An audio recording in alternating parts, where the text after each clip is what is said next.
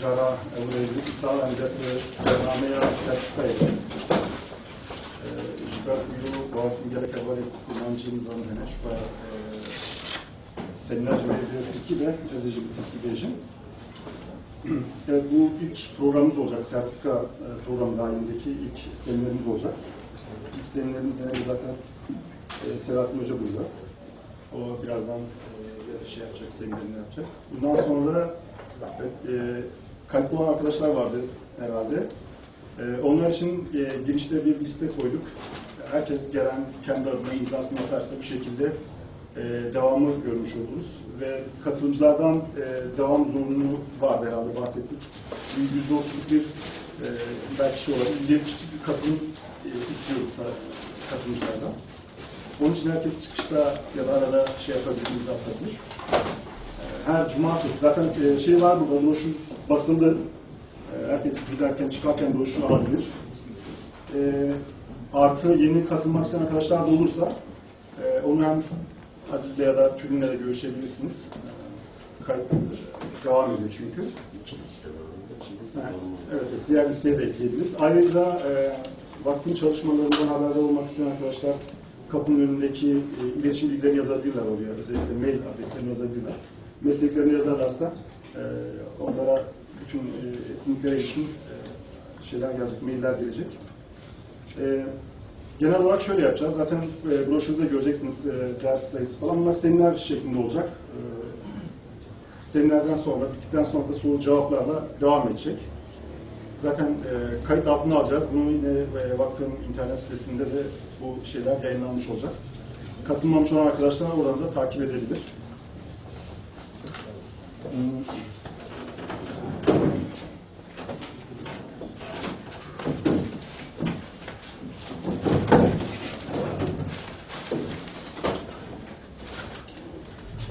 Buradan devam edeceğiz. Tek kullanıcı ortaklığı. Ben önce seminere başlamadan önce Selahattin Aliyar'ı tanıtmak istiyorum. Kendisi Dersim'de, Nazmiye'nin Civak köyünden. İstanbul Üniversitesi'nde veteran hekim okudu. Uzun yıllar veteriner hekim olarak çalıştı. Sonra emekliliğinden sonra da bu sefer çok yoğun bir şekilde araştırmalarına ağırlık verdi. Ve şu an kendisi sosyoloji öğrencisi İstanbul Üniversitesi'nde. Ayrıca yıllarını tam bilmiyorum ama sırayla Doktor Şıvan, Sayıklarılay Süleyman Muni ve Tragediyası diye bir kitabı ilk önce yayınlandı. Sonra Yakın Doğu'da Koç Dilders'in Kızılbaş Kürt soykırımıydı. Üçüncü kitabı Alyan İnançlar ve Reahatiye'ydi ki bugünkü semineri daha çok bu konu üzerinde olacak. Ve son kitabı bugün yayın geldi elimize. Yine vakfımız tarafından basıldı. Doktor Şıvan, Doktor Sayık Kılıç Toprak diye son kitabı. Bu saydığım iki kitabı Peri yayınlanınca yayınlanmıştı. Hatta üçüncü değil mi? Yok, ilk ikisi, diğer ikisi de vakıf tarafından yayınlandı. Burada görebilirsiniz, almak isteyen arkadaşlar da standdan alabilir. Onun için ben fazla söz uzatmayayım. Sözü Keki Selahattin'e veriyorum. Bu hepiniz adına tekrar hoş geldiniz diyorum kendisine. Öncelikle hepiniz hoş geldiniz. Şimdi ben size bugün Arya inançları ve günümüzde var olan ezdiyati, rahiye ve yarasanlık hakkında bazı şeyler anlatacağım. Önce bu din ve inanç konusunda giriş yapmak istiyorum. Şimdi inancın insanın varoluşundan beri olduğu söyleniyor. Yani Homo sapienslerle beraber, hatta Neandertallerle itibaren inancın var olduğu söyleniyor. Orada yapılan kazılarda, mezarlarda aşı boyaları, işte incik boncuk bulunması buna yorumlanıyor. Tabii bu doğru olabilir çünkü insanoğlunun kısa bir hayatı var. Yani bu kısa hayatın büyük çoğunluğu sona ermesini istemiyor. Yani bunun devamını istiyor. Böylece yani işte bu hayattan sonra da başka bir hayatın olabileceği düşüncesi doğuyor. Onun için yani bu dünyadan sonra bir öteki dünyanın olduğu ve o öteki dünyada da insanların bir yaşamı olduğunu sürdüğü düşüncesi var olmuştur veya düşünülmüştür. Şimdi asıl itibariyle dinin kurumsal bir yapı olması neoliberal devrimden sonra oluyor.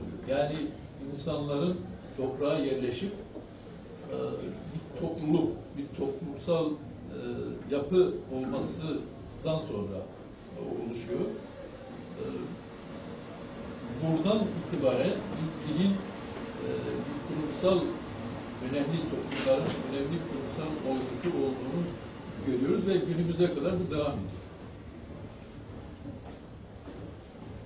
Şimdi o dönemdeki, o ilk dönemdeki inanç, yani toplumsal yapının aynısını, yani öteki dünyayı da insanlar kendi toplumsal yapısına göre dizayn ediyorlar. Yani kendi toplumsal yapısında ne var?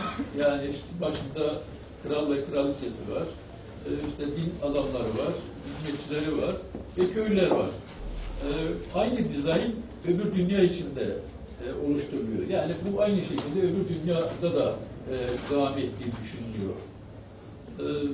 Ve buradaki yaşamdaki, toplumdaki yaşamdaki kral ve kraliçenin öbür dünyada da kral ve kraliçe veya tanrı veya tanrıça olduğu düşünülüyor. Hatta bazıları kral ve kraliçelerinin ölmeden önce tanrılaştırıyorlar. Bazı uygarlıklarda, bazı toplumlarda öldükten sonra tanrılaştırıyorlar. Ve bunu da şuradan varıyoruz, bu Ur kentinde yapılan kazılarda bir iki mezarda yani kral ve kraliçenin mezarının yanında işte toplu mezarlar bulunuyor. İşte 18 kişinin toplu mezarı bulunuyor. 18 kişinin yanında işte öküz arabası var, öküzlerim var, hizmetçileri var. Bunların düşünce şöyle, bu hizmetçilerin ve yardımcılarının da öbür dünyada krala, yani Tanrı'ya hizmet etmeleri için öldürülüyorlar. Tabi bu öldürülme olayı nasıl oluyor bilmiyoruz. Yani bu uyutularak mı öldürdüler veya o konuda herhangi bir bilgimiz yok. O zamanki düşünce bu. Yani Tanrı ve Tanrıça, kral ve kraliçenin hem kendi kimliği var hem Tanrı Tanrıça kimlikleri var. Altında bir ruhban sınıfı var. Daha altında da köylüler ve yöneticiler var. Şimdi bu dönem tabii site devletleri dönemi. Site devletleri döneminde her devletin kendisine göre tanrıları var ve tanrısı var. Yani kraliçeleri var, öbür tanrılar var.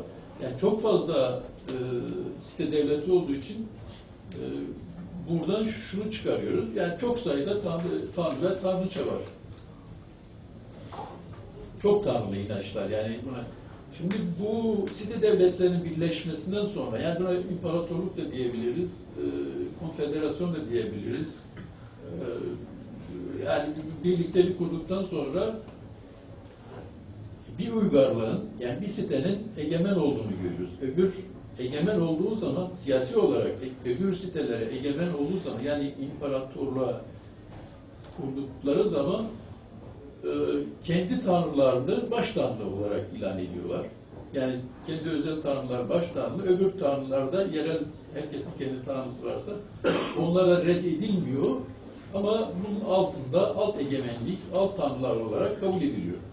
Yine yani binlerce, hatta daha fazla tanrının olduğunu görüyoruz. Daha sonra bu süreçte bu çok tanrısal süreçte tanrıların azaldığını görüyoruz. Yani bunlar daha gitgide işte bu şeylere tekabül ediyor. Milattan önce dine tekabül ediyor. Daha az tanrıların oluştuğunu görüyoruz. Bu tanrılar daha sonra da daha da düşerek tek tanrılı dine evrildiğini görüyoruz. Şimdi böyle bir girişten sonra biraz Aryanlardan bahsetmek istiyorum. Konumuz o zaten. Şimdi Aryanların Doğu Avrupa'da Volga Irmağı kıyılarında yaşadığını söyleniliyor, böyle biliyoruz. Bunlar milattan önce 3000 yılından itibaren her nedense Karadeniz'in kuzeyinden kuzeyinden şeye doğru, doğuya doğru göç ediyorlar. İlk gelen göçler Yukarı Mezopotamya ve Anatolia'dır. İlk yerleşimler oraya oluyor. Bunlardan ilk gelenlerden mesela bazıları Luiler, Gutiler, Lulular, Huliler, Mikaniler, Kasitler, Müskiler. Bunlar bu 3000'de işte milattan önce 3000 yılında gelen Aryan, yani işte Avrupa'dan gelen Aryan kabileleri. Daha sonra bu göç devam ediyor. İkinci büyük göçü biz şeyde görüyoruz. Milattan önce 2000 yılında görüyoruz. 2000 yılında milattan önce 2000 yılında gelen birinci kol Heyber geçti. Yine Karadeniz bölgesinden geçerek, Heyber geçidini geçerek Afganistan, Gürcistan, oradan Hint Yarımadası'na kadar gidiyorlar. Biz de işte buna şey deniliyor, Hint kolu deniliyor. Aryanlar Hint kolu deniliyor. Daha sonra bir kolu da İran platosuna, Hazar Denizi kıyılarında yerleşiyor. Bunlara da İrani kol deniliyor.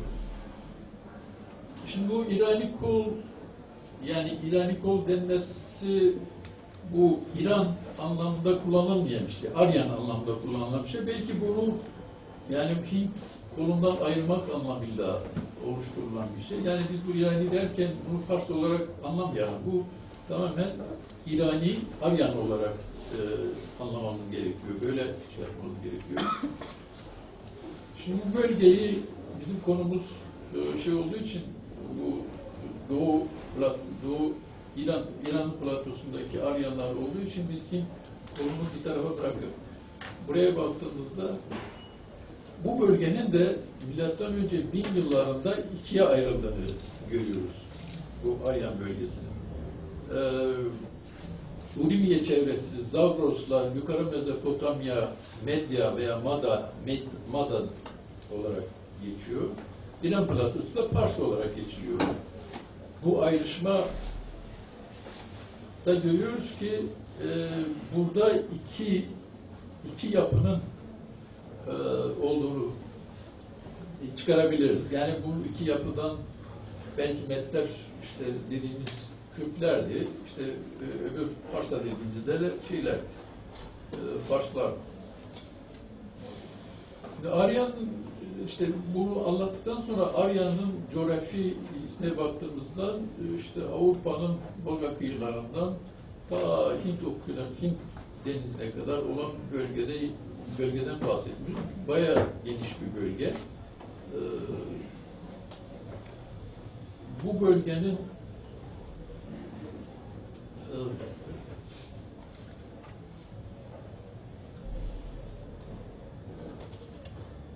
bu bölgede yaşayanlardan işte bir bölümünü saydım. Bu ikinci dönemde gelen, yani milattan önce 2000 yıllarında gelenler işte bunlar da Medler, Persler, Partlar ve Sasaniler olarak söyleyebiliriz.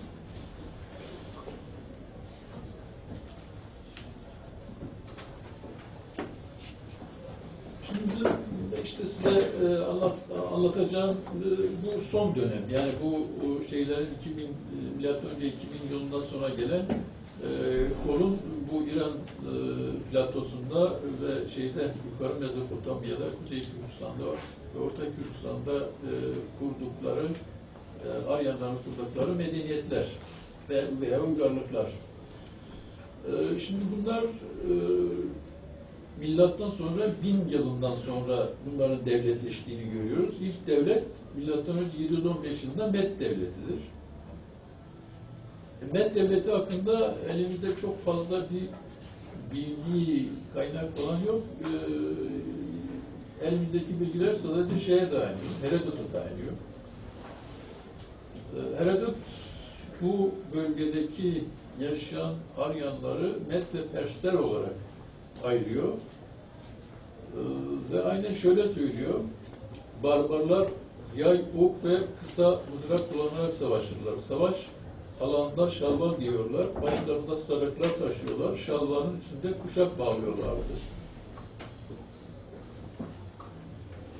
Böyle tahmin daha aynı şeyinde de Metleri, Persleri yine ayırıyor. Metleri ata benzetiyor, Persleri ise eşeğe benzetiyor. Bundan dolayı da Mendene ve Kamyas'tan doğan Kurüş'ü de katır olarak adlandırıyor. Yani biliyoruz işte Metleri yıkan Kurüş'tür. Yani işte dedesini yıkarak şeye geçiyor.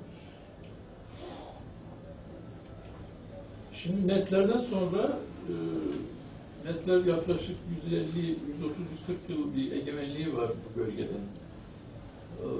İşte bir başka Herodot'un şeyi de tanımı da bu Metlerin 6 kabileden oluştuğunu söylüyor. Ondan dolayı da ülkenin 6 eyalete bölündüğünü söylüyor. Şimdi bundan sonra kurulan ikinci devlet Perslerdir. Perslerden sonra ben kısaca geçeceğim zaten. Partlar ve daha sonra da şeylerdir, Sasanilerdir. Şimdi biz bunu milattan önce 715'ten itibaren Medlerle kurulan ve Sasanilerle biten bir dönem yaklaşık olarak 1357 yıl bir dönem. Şimdi biz bunu esas alacağız. Bunu esas alarak bu dönemdeki Aryan inançları, yani işte yaşadığı inançları biraz değineceğiz. Çünkü bana göre bu Metlerden önceki tarih biraz hikaye. Çünkü elimizde çok fazla bilgi, belge, yani çok net söyleyeceğimiz bir şey yok. Buna çok girmenin de yani dipsiz bir kuyuya benziyor. Bu hiçbir şey bulamıyorsunuz ya çok şey buluyorsunuz. Bunun doğru olup olmadığı konusunda emin değilsiniz. Yani esas itibariyle bu Metlerden itibaren bunun ele alınması gerektiği düşüncesindeyim. Metler hakkında da tabii anlattığım gibi çok fazla elimizde bilgi belge yok.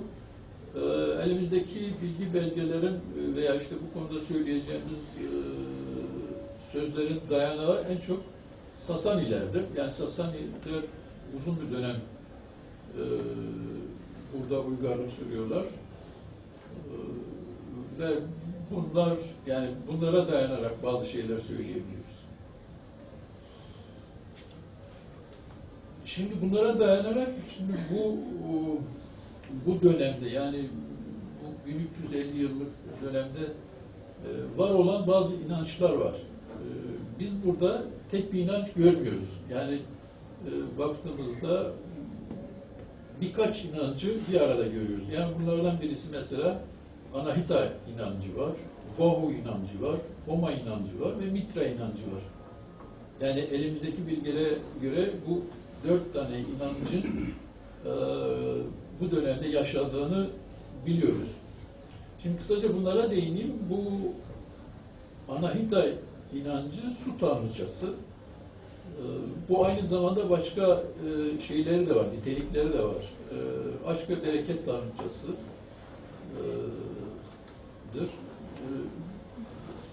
Bunun ayrı bir inanç olduğuna dair şöyle de bir şey var. Mesela yani her inanç kendi bölgesinde, bazı bölgelerde merkez olarak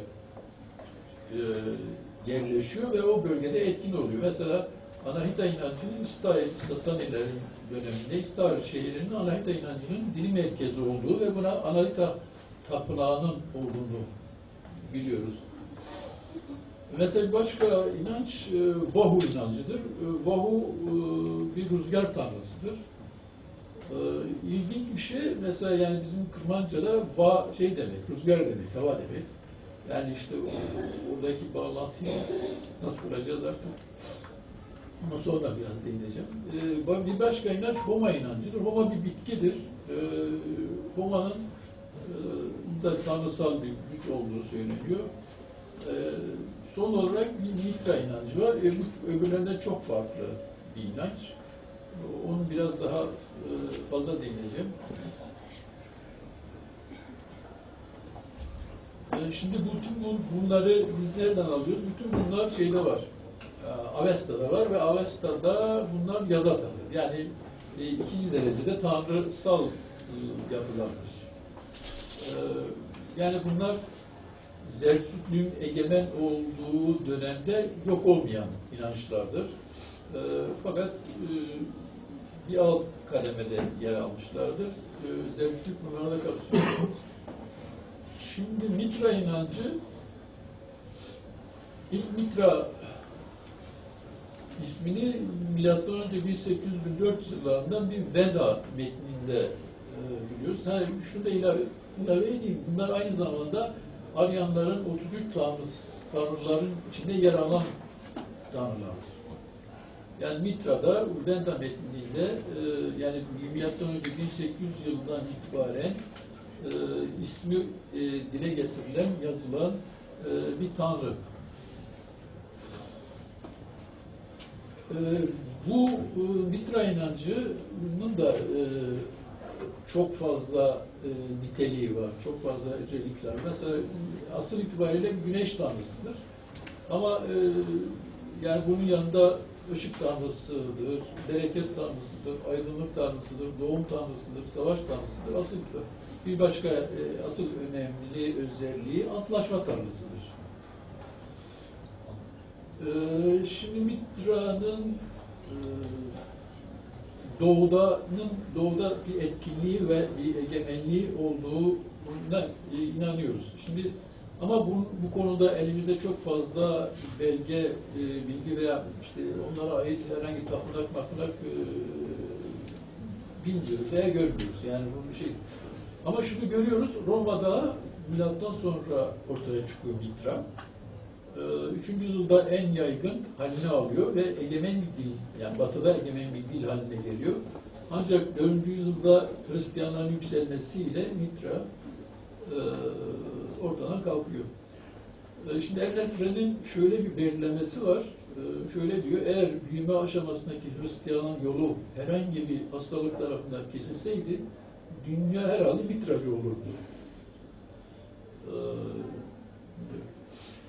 Şimdi Batı'daki gelişimi, ya belki şöyle olabilir. Yani Aryanlar Mitra'yı işte Avrupa'dan gelirken beraber getirdiler.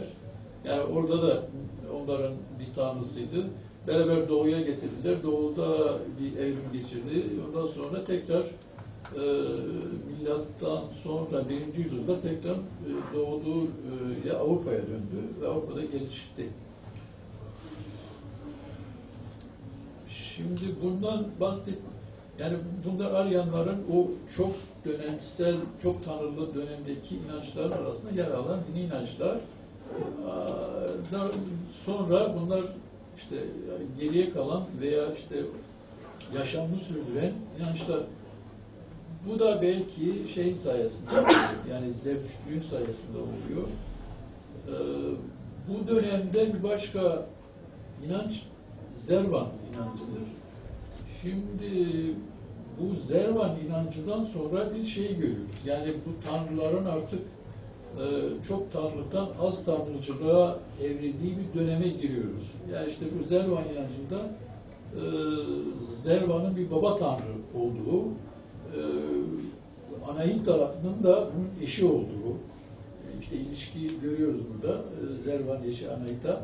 Bunların 2 tane çocuğu, 2 tane ikiz çocuğu olduğu, bunlardan birisinin Orimizit olduğu, birisi Ehliman olduğu, Elimizit'in iyi karakterde, öbürünün kötü karakterde olduğu ama ikisinin de, üçünün de yani baba tanrı ve 2 oğul tanrının da şey olduğu, yaratıcı özellikte olduğu ve yani iyinin ve kötünün eşit düzeyde olduğu bir dönem bu.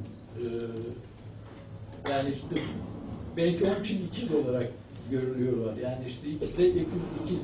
Yani ikisinin de tamamen kendi şeyleri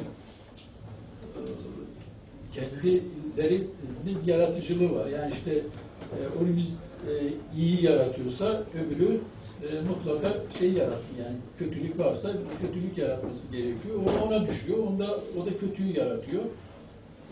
Bu süreç böyle işliyor ama söylenen şu, daha sonra işte Zervan İyoğlu'nun yanına yer alarak Ehriman'ı yok ediyor.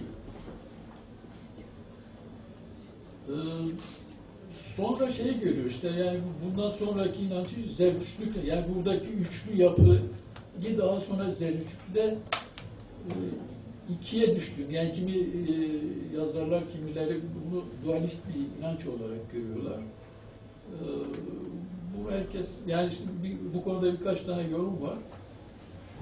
Şimdi Zerdüştlük'ün asıl oluşumu, başlaması yani yavaş yavaş artık çok tanrılıktan az tanrılığa geçiş döneminde. Yani bu da milattan önce 1000 yıllarından sonradır. Asıl ortaya çıktığı yüzyıl milattan önce 6. yüzyıldır. 6. yüzyılda Zarathustra denilen bir ilahi okucu. Yani bu da belirtiyor ki yani Zarathustra bir öbür dinlerinin dualarını törenlerde okuyan bir okucu. Yani biliyor demek, yani o dönemin önceki inançları biliyor.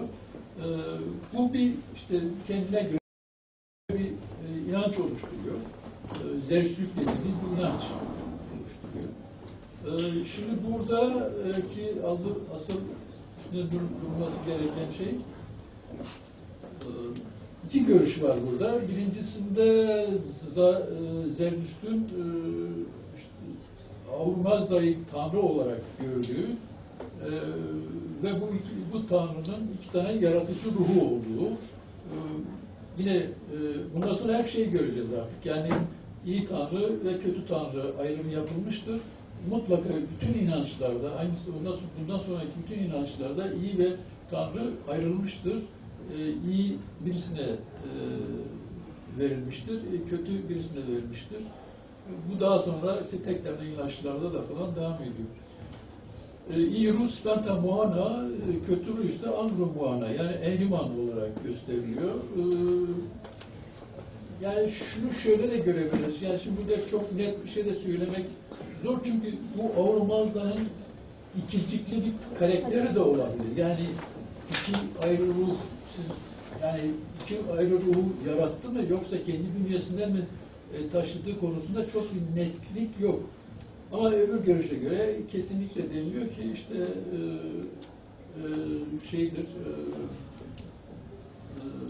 Ahurmazda ve Ehriman iki ayrı tanrıdır. Birisi iyidir, birisi kötüdür.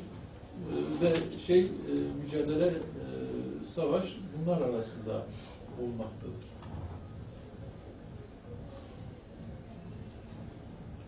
Şimdi bu dönemi biraz anlamak için bu demin söylediğimiz özellikle Sasaniler dönemini iyi anlayabilmek için birkaç örnek vereceğim size. Şimdi milattan sonra 3099 yılında tahta geçen 1. Yazcur bu Sasani hükümdarıdır. O zaman Hristiyanlar da vardı. Hristiyanları kolluyor. İşte bir konsül düzenlensin sağlıyor. Burada bir posluk okulu kurmalarına izin veriyor. Ama bu şeylerin hoşuna gitmiyor. Tabii o zaman Zerdüştlük Sasanilerin resmi dinidir. Bu onların hoşuna gitmiyor. Yani belki egemenliğine karşı veya işte şeylerine karşı tehdit mi görüyorlar? Bu hoşuna gitmiyor. Bunlar buna karşı çıkıyorlar. Daha sonra bundan vazgeçiliyor. Yani bu Hristiyan destekleme olmaya vazgeçiliyor. Şimdi ikinci örnek asıl bu biraz özellik taşıyor. Şimdi Sasaniler döneminde Erdeşir'de bir papagan kabartması var. Bu papagan kabartmasında Erdişir bir şeydir. Sasani hükümdarıdır. Elinde hükümdarlık çubuğunu tutar. Yanında din adamlarının biri kendisine hükümdarlık tacı takıyor. Erdeşir'in ayakları altında ise son Part hükümdarı Artaban diz çökmüş. ve onun ayağının altındaysa mağlup bir din adamı. Büyük ihtimalle bu diz çöken Ehriman'dır. Yani bir başka örnekte Kirmanşah'ta bulunan Takibustan kabartmasında yine bu Sasani hükümleri Erdeş'in yerde yatan son parçaları Artaban vardır. Bu kabartmanın sol tarafında ayakta durmuş ve elinde değnek bulunan birisinin kabartması var. Bu kişinin başında nurdan bir hale var. Bu halenin etrafında güneş ışıkları var. Bunun Zerdüşt'e ait motif olduğu veya bu güneş motifinin Mitra'ya ait olduğu söyleniyor. Yani burada belirtmek istediğim şu,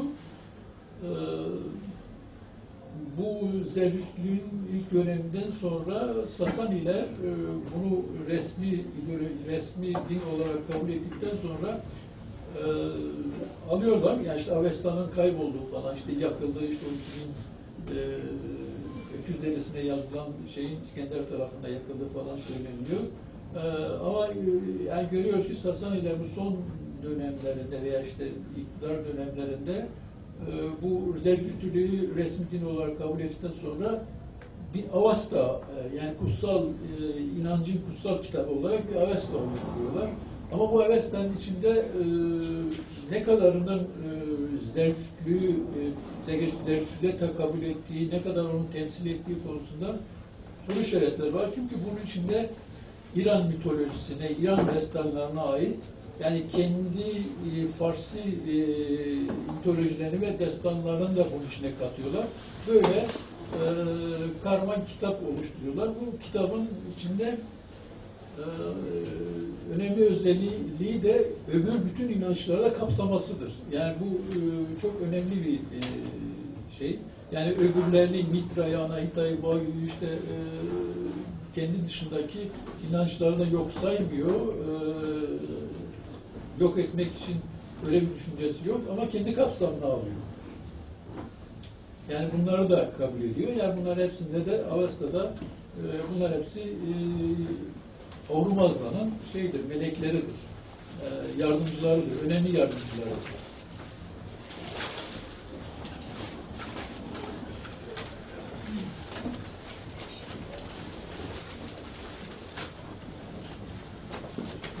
Bu konuda bir örnek daha vereyim. Yine bir başka kabartmalılar.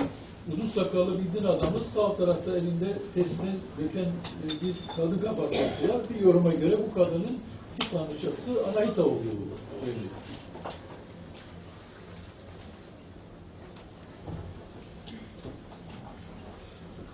Şimdi bu kadar bir şeyden sonra bu son dönemde bu Zerdüştlüğün işte Sasanilerin son döneminde iki inanç daha ortaya çıkıyor bu coğrafyada. Man inancı ve Mazdek inancı. Benim düşünceme göre bu iki inanç da Zerdüştlüğe tepki olarak çıkan ve sosyal sorunlar veya siyasal sorunlarından çıkan inançlardır. Bunlar daha çok baktığımızda yani dinsel öğelerden çok tabii dinsel öğeler de var, dinsel ritüeller falan da yer alıyor ama daha çok şeydir. Yani toplumun eşitsizliğine karşı bir karşı çıkış, yani ikisinde de şey var, eşitlik ilkesi, yani kadın erkek eşitsizliğinin vurgusu var. Bu biraz bence öyle, ikisinde de aynı şey var. Şimdi bütün bunlar, yani bu anlattığımız bütün inançlar, Zerdüştlük ve işte bu uygun şeyler, Sasaniler, Partlar, Netler falan, İslamiyet'te hepsi ortadan kalkıyor. Yani Zerdüştlük de ortadan kalkıyor.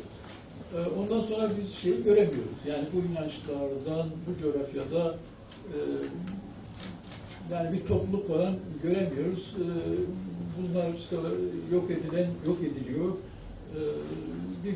Yani ufak bir grubun Hindistan'a falan geçtiği söyleniyor.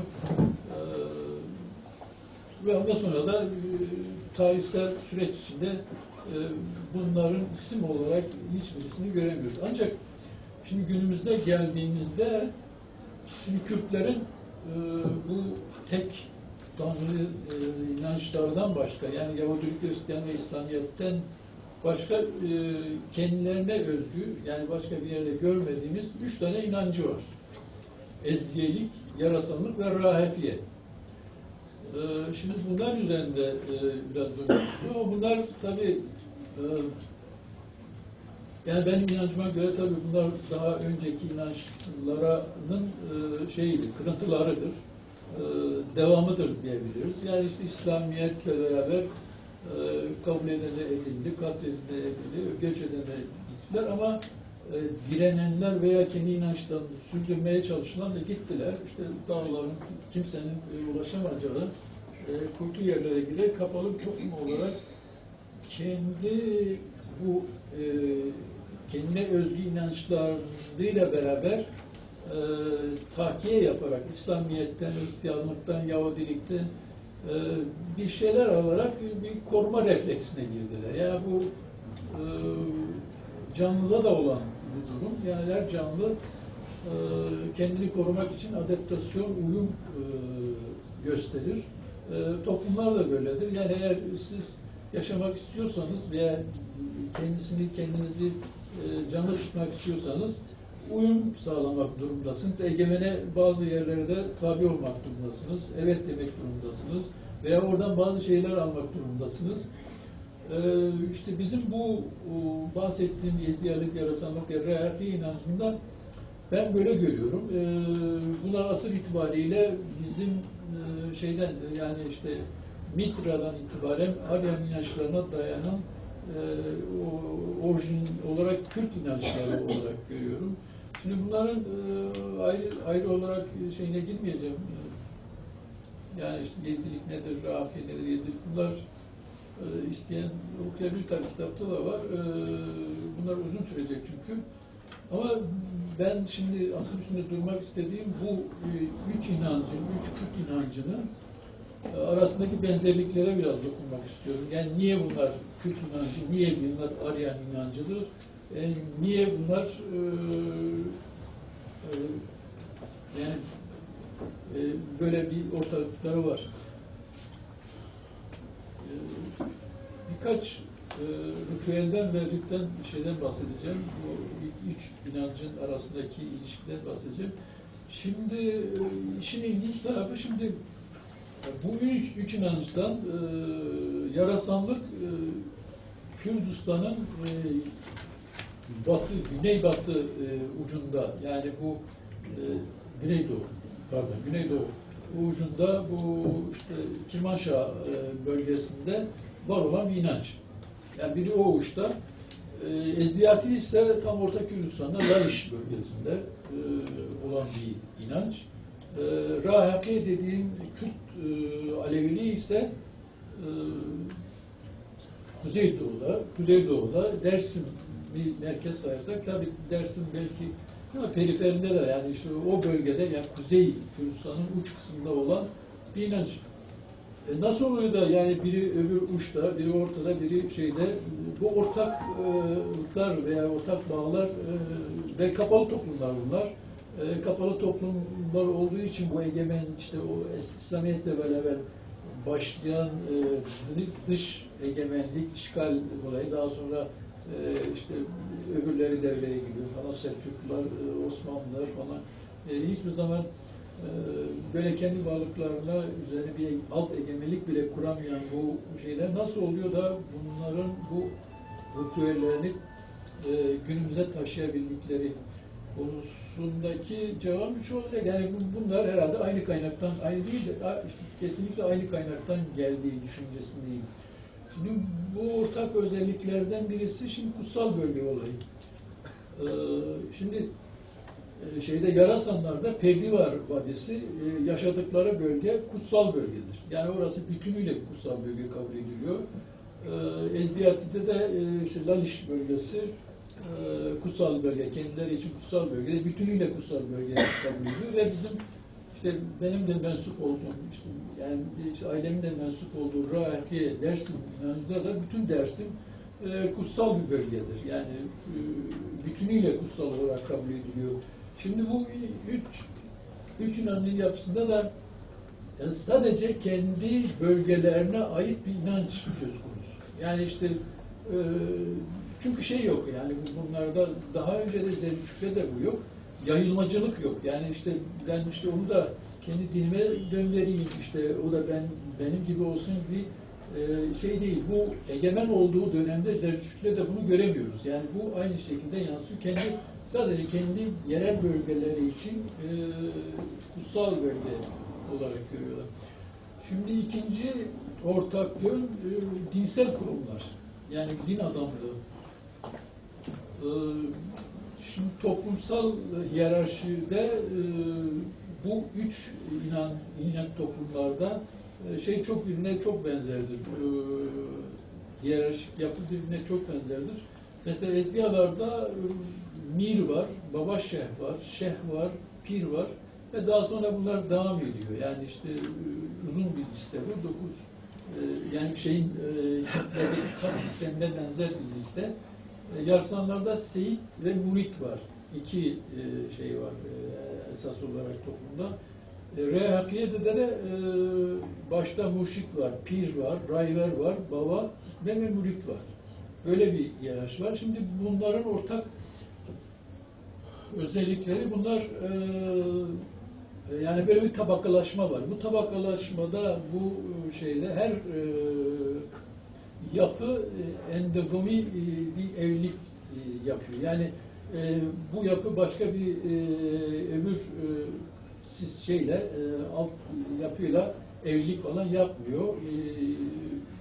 Böyle bir hepsinde de var. Yani bu hem Ezdiyalarda hem Yarasanlarda ve burada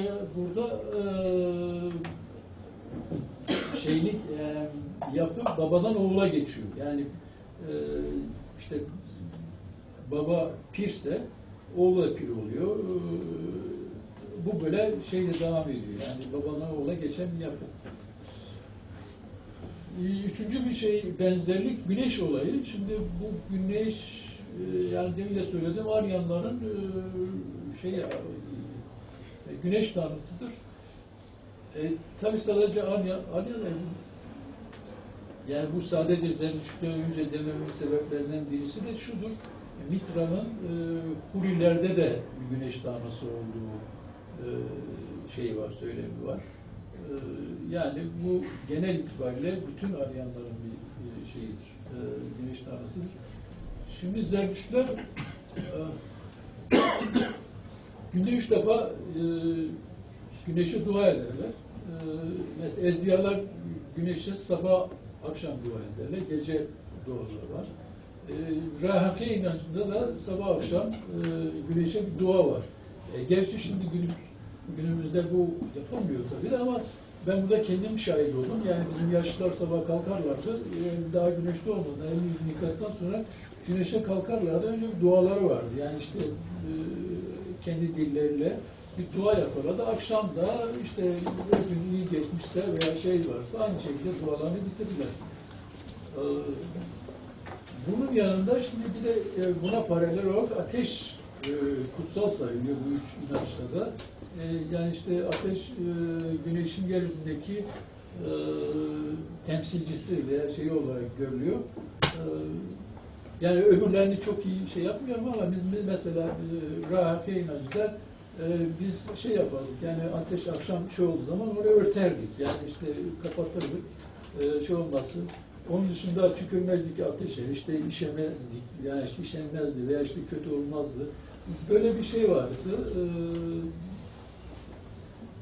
Bir başka ritüel ise bu üç inançta ele alacağımız Braya Ahretiye, sahilik dediğimiz bir olgu.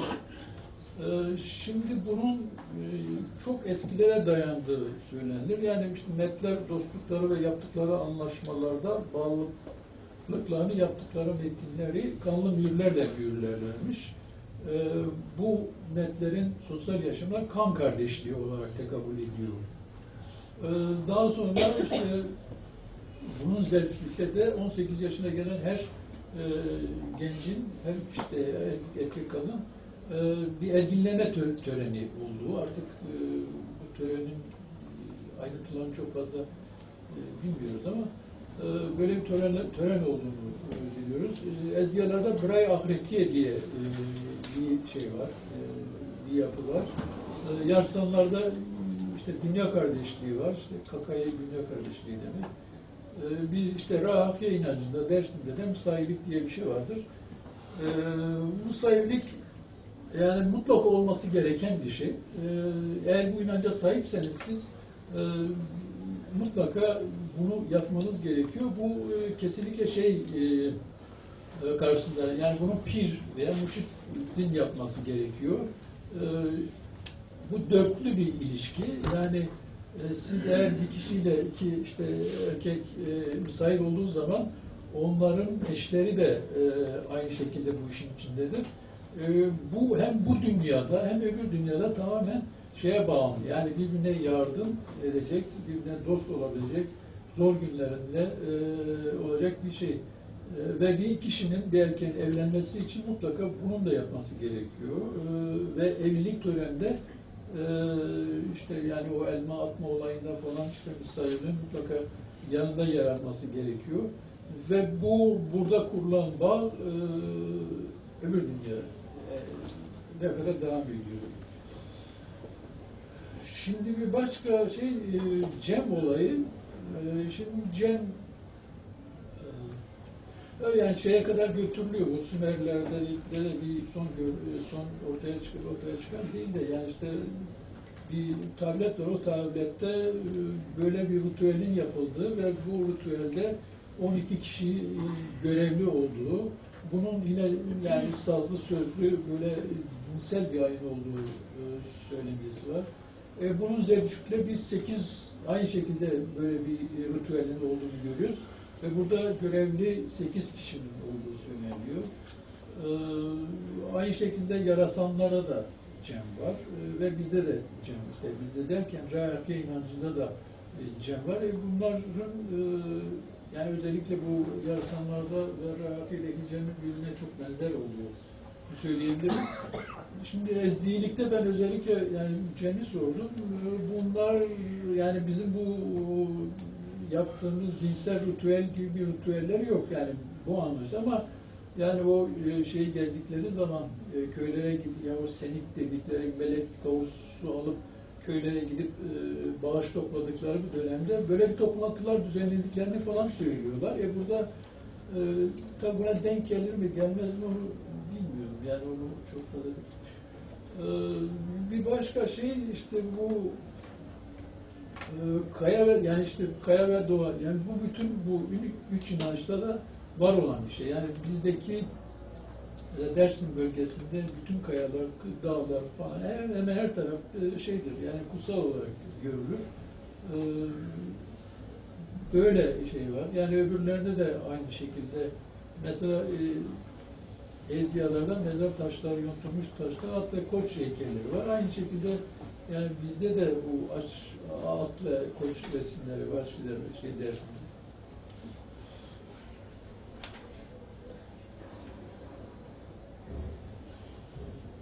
Şimdi ben biraz da bunu anlattıktan sonra biraz da bu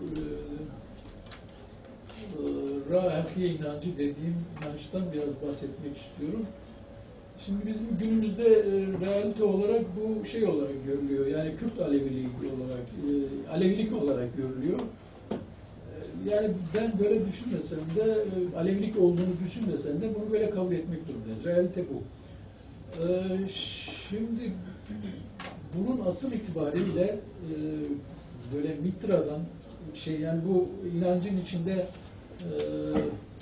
var olan bu İslami ritüelleri biz aldığımızda yani bu işte Hasan Hüseyin, Ali, işte Muharrem olayı, Fatma olayını bu İslami ritüelleri aldığımızda geriye kalan yani bu demin anlattığım daha çokları var da bunların kendi orijinal şey olduğunu, inancı olduğunu ve bunun da Rahafiye olduğunu.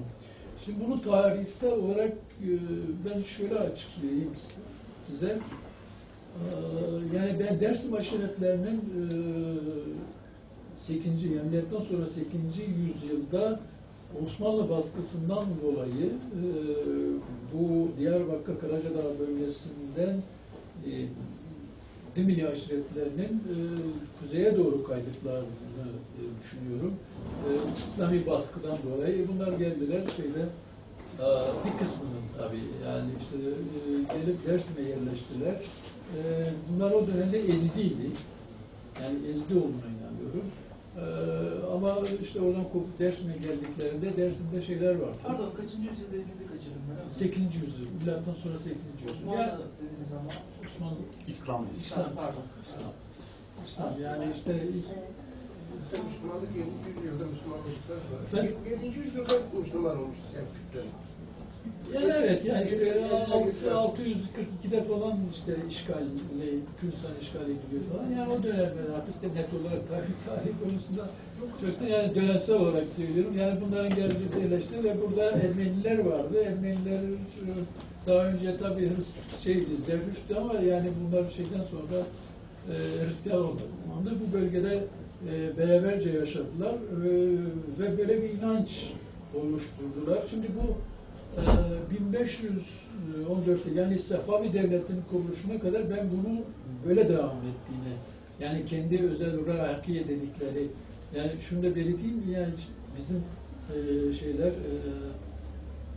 din mensupları kendi dilinde kendisine rahakiye derler ya itaat-ı Kemanciye derler. Yani Alevilik ve Alevilik son dönemlerde tabii daha kabul ediliyor ama Kızılbaşlık ve yani bu kendilerinden söylediği bir söylem değil. Yani işte hem Kızılbaşlık hem Alevilik dışarıdaki egemenlerin onlara diştiği ve onlara söylediği bir söylem, onlar da kabul ettiler. Yani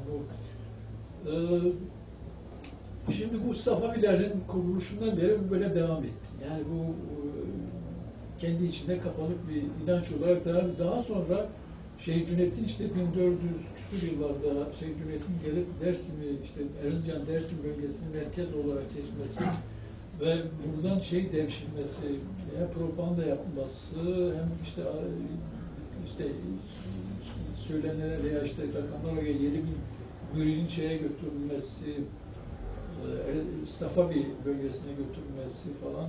Daha sonraki süreçte aynı şekilde devam ettiği süreç boyunca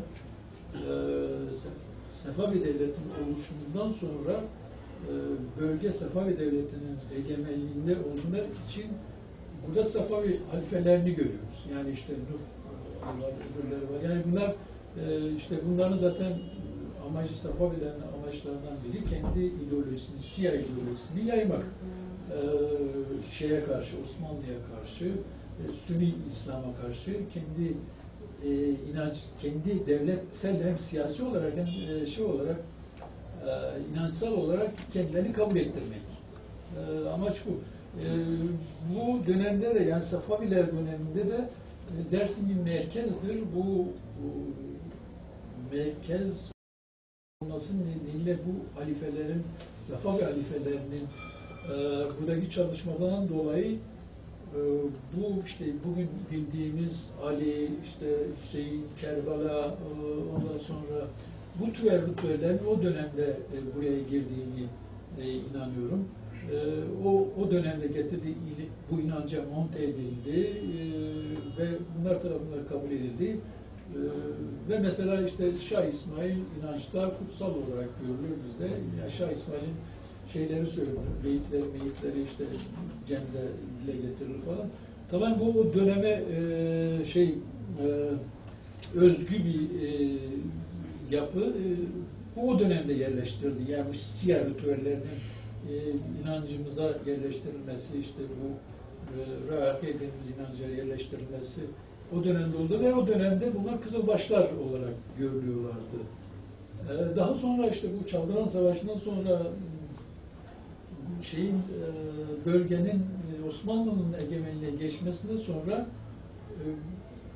yani işte bunlar Kızılbaş ya işte Safavilere destek sağladıkları için burayı üzerine önemli durulur. Yani biz burayı nasıl yaparız, işte Müslümanlaştırırız veya nasıl Sünnileştiririz başlar, yani çalışması başlar ama yani direkt Osmanlı bunu direkt yapmıyor. Bunu Hacı Bektaş vasıtasıyla yapıyor. Yani Bektaşiler vasıtasıyla yapıyor. Ondan sonraki dönemde de biz görüyoruz. Dersim'de Hacı Bektaşi pirlerinin o işler işte o şeylerinin Dersim'e gelip gittiklerini görüyoruz. Gelip propaganda yaptıklarını görüyoruz. Ve o dönem itibariyle de işte Hacı Bektaş'ın görülmesi, önemsenmesi, pir olarak görmesi o dönemden sonra şeye girmeye başlıyor, inancın içine monte ediliyor. Ve 19. yüzyıldan sonra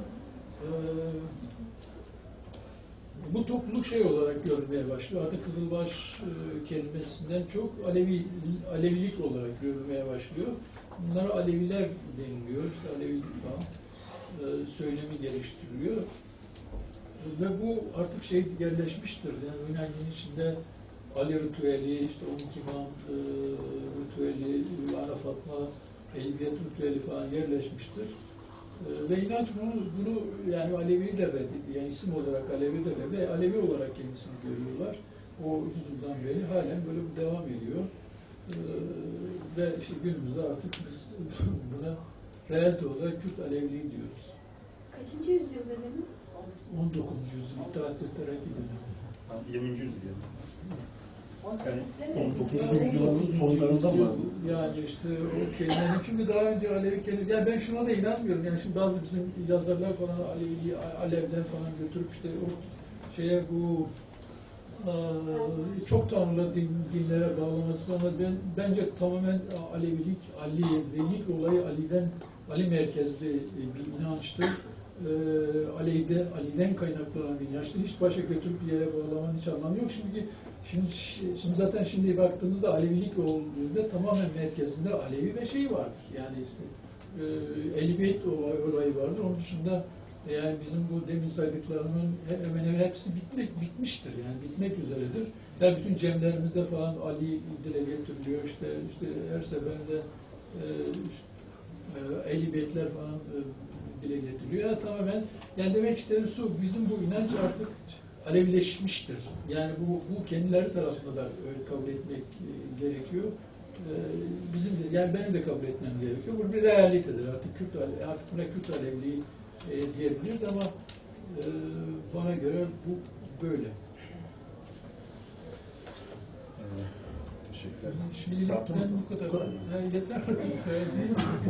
Çok fazla sıkmak da istemiyorum. Yani şeyleriniz varsa, sorularınız, eleştirileriniz ve katkılarınız varsa. Bundan sonraki seminerlerde büyük ölçüde bu şekilde yapacağız. Muhtemelen 1 saat boyunca bir seminerin kendisi sunmuş olacak. Sonrasında bir soru cevap. Zaten çok uzun olmadan ara vermeye gerek yok sanırsam.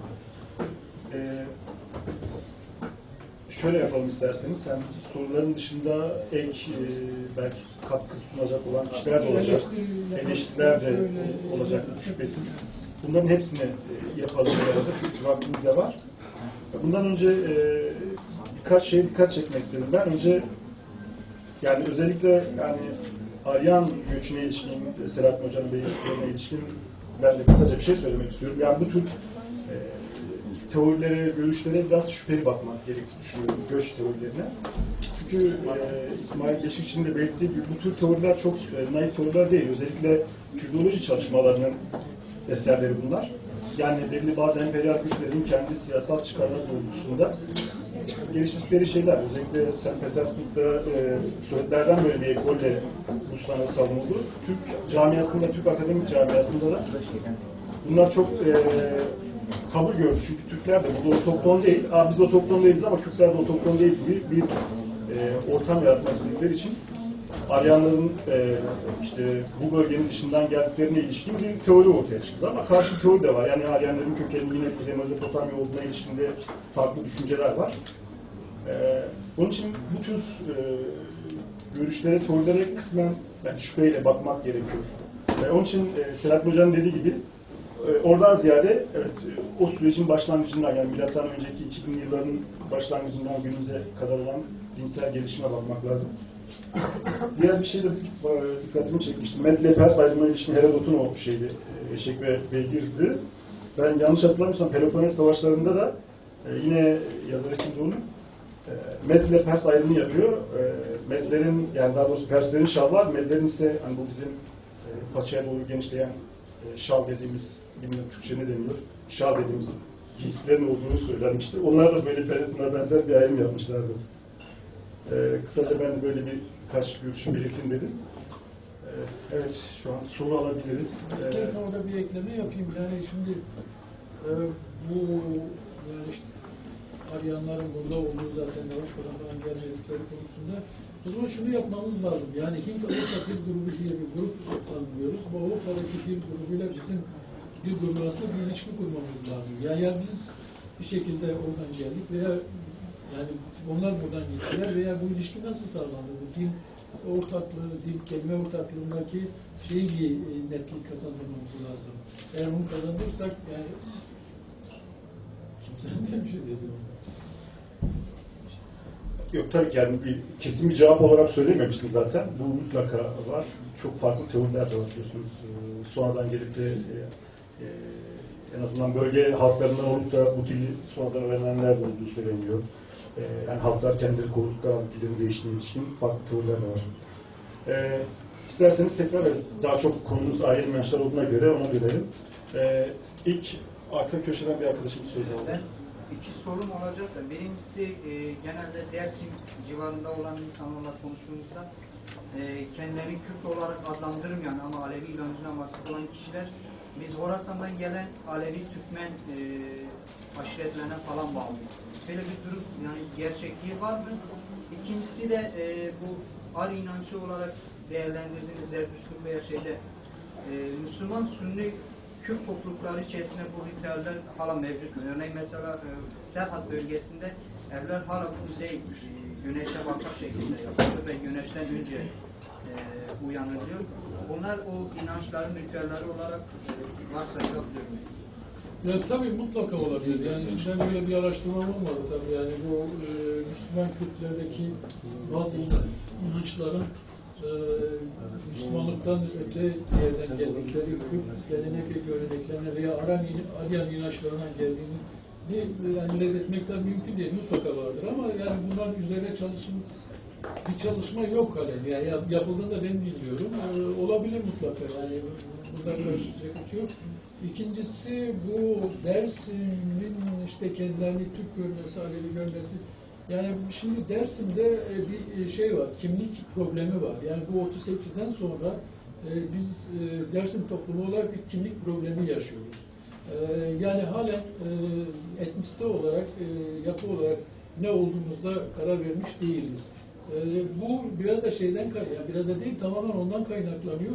Dersim üzerinde fazla çalışılmış. Yani gerek Osmanlı gerek şeyden sonra 38 Kırım'dan sonra özel olarak düşünülmüş, özel olarak çalışılmış ve burada bir şey oluşturulmuş. Yani sindirilmiş bir toplum oluşturulmuş. Bu sindirilmiş toplumdan dolayı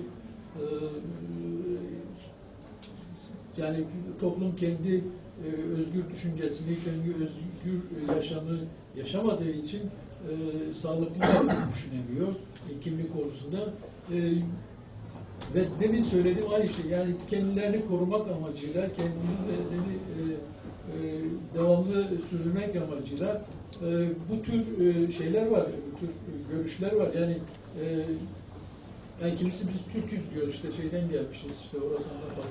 Doğru, Horasan hikayesinde doğruluk var ama şöyle bir şey, yani işte demin de söyledim ya, şimdi bu Cület döneminden itibaren Dersim ve Erzincan bölgesinde bir asker, yani işte Safavilerin bir asker yapmak için bir müritlerini oraya götürme olayı var. Yani bu bazı Türk yazarları tarafından da dile getiriliyor. Yani bazıları bunun bütün Anadolu'ya ve Kürdistan'ı kapsayarak 135 bin rakam diyor ama çok afaki bir rakam.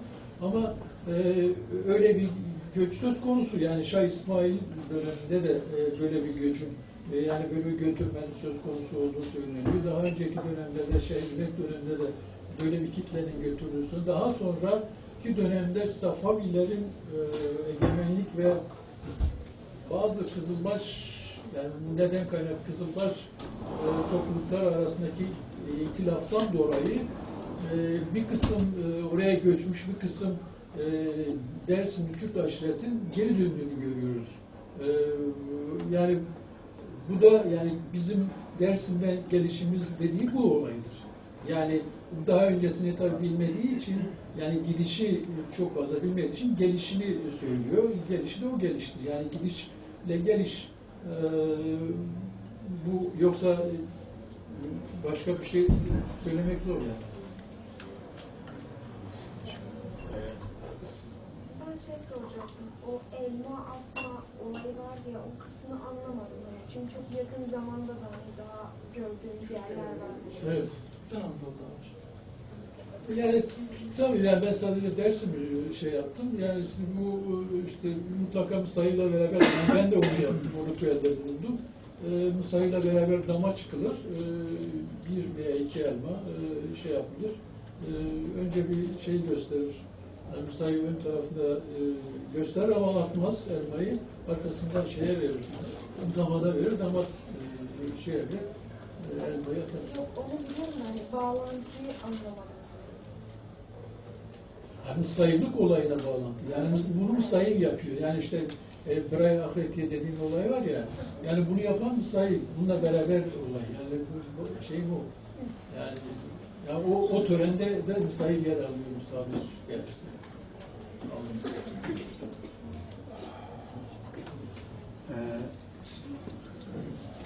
Önce ben aslında konuşmadan bağımsız olarak güneş mevzuna gelmek istiyorum. Arkadaşım da sordu. Ben de bir mimarlık tarihçisi olarak aynı zamanda söylemek isterim. Bütün Kuzey Yarımküre'de genellikle evler güneşe dönük yapılır. Güneşi almak için bu çok fonksiyonel, insani bir şeydir. Onu söylemek istiyorum. Hazır güneşe gelmişken Sümer'de Utu, Semitik inançlarda Şemeş ve işte bizim Aryan halklarda çok farklı güneş kültleri oldu. Bu güneş kültüydü ve bütün Kuzey Yarımküre'de hatta bütün dünyada belki olan bir şeydi. Bunu direkt Aryanlık üzerinden okumak ne kadar doğrudur? Ya da özetle şunu sormak istiyorum. Bu Aryan inancın işte etrafındaki Semitik, Durali diğer halklarla bir ilişkisi var mıydı? Ve aslında güneş mesela çok böyle insanlık mirasıdır. Çok evrensel bir şeydir. Onun dışında başka bir şey daha sormak istiyorum. Ben hep bu Yarasaniliğe baktığım zaman bizim bu Dersim Aleviliği ile Yarasaniliği çok da birbirinden uzak değil, çok yakın akraba olarak düşünmüşümdür. Hani Baba Tahir Üryan vardır onlarda da 10. yüzyılda. Bizim Dersim'deki dervişlere, keza Anadolu'daki Hacı Bektaş'a, menkıbeleri, şunları bunları çok benzer metinleri. Bu metinler arası bir yakınlık vardır. Bununla ilgili ne düşünüyorsunuz? Onun dışında biraz uzatacağım ama bu son sorum olsun. Kendime de böyle bir engel koyayım. Ayfer Karakaya diye Harvard Üniversitesi'nde çalışan bir hocamız var. Takip ediyor musunuz ne kadar bilmiyorum. Ama orada bu Alevi örgütlenmesinden bahsediyor. Bu mürşit ocaklarının özellikle Dersim'de baktığımız zaman işte Avuçan ve Baba Mansur temelli. Sonra oradan çıkan bu ağla, el ele el hakka sistemiyle aslında bütün bu İran, Turan bölgesindeki Alevilik yapılarının birbirine bağlandığı, işte o dediğiniz gibi Sababi döneminde Erdebil'de toplandığı, sonraki dönemde sınır girince Hazreti Hüseyin'in türbesinde, sonra Hacı Bektaş'a taşındı ama hep bir ağ olduğunu bunu yazılı belgelerle de ortaya koyuyor. Ondan yani işte evet 17. yüzyıldan sonra diyebiliriz ya da işte İttihat Terakki dönemi 19. yüzyılda diyebiliriz ve Alevilik tanımı sonradan konuyor. Ama işte Balkanlarda olsun, Anadolu'da olsun, Arap bölgesinin Nusayrilerde olsun onlarda daha öncesinde bir Alevilik tanımı yok. Sonra modern toplum üzerine konmuş bir isim bu. Yani işte hani birinin birine tahakkümü sonucu mu oldu yoksa modern dönemde bir icat mıydı bu?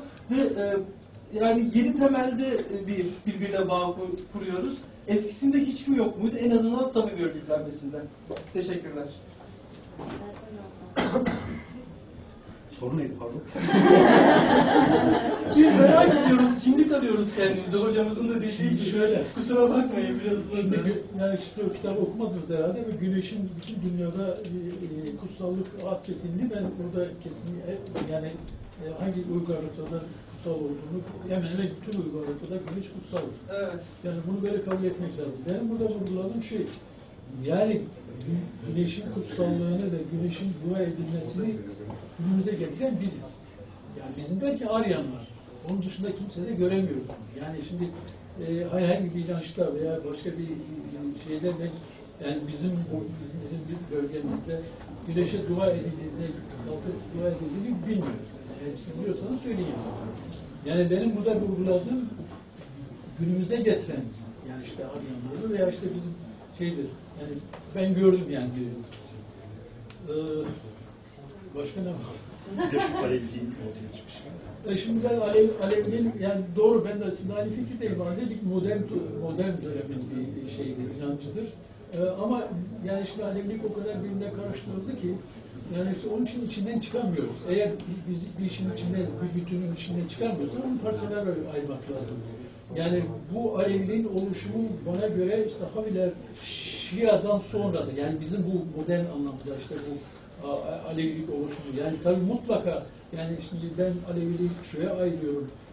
Kürt Aleviliği, Türk Aleviliği ve Arap Aleviliği bunlar arasında işte bu özgünlük, herkesin kendi özgün ritüelleri var. Mesela Türk Aleviliğinde yani şamanizmin ve Türk ve gelenek göreneklerinin izlerini bulabilirsiniz. Ama bizde bulamazsınız. Bizde de şeyi bulursunuz. Yani Kürtlerin gelenek göreneklerini bulabilirsiniz. Yani şeyde de Arap Alevilerinde de işte Arapların işte o şeyden kaynaklanan, Arap Şiasından kaynaklanan bir oluşum. Yani bunları gördüğünüz için böyle ayırıp şey yapmak lazım, incelemek lazım.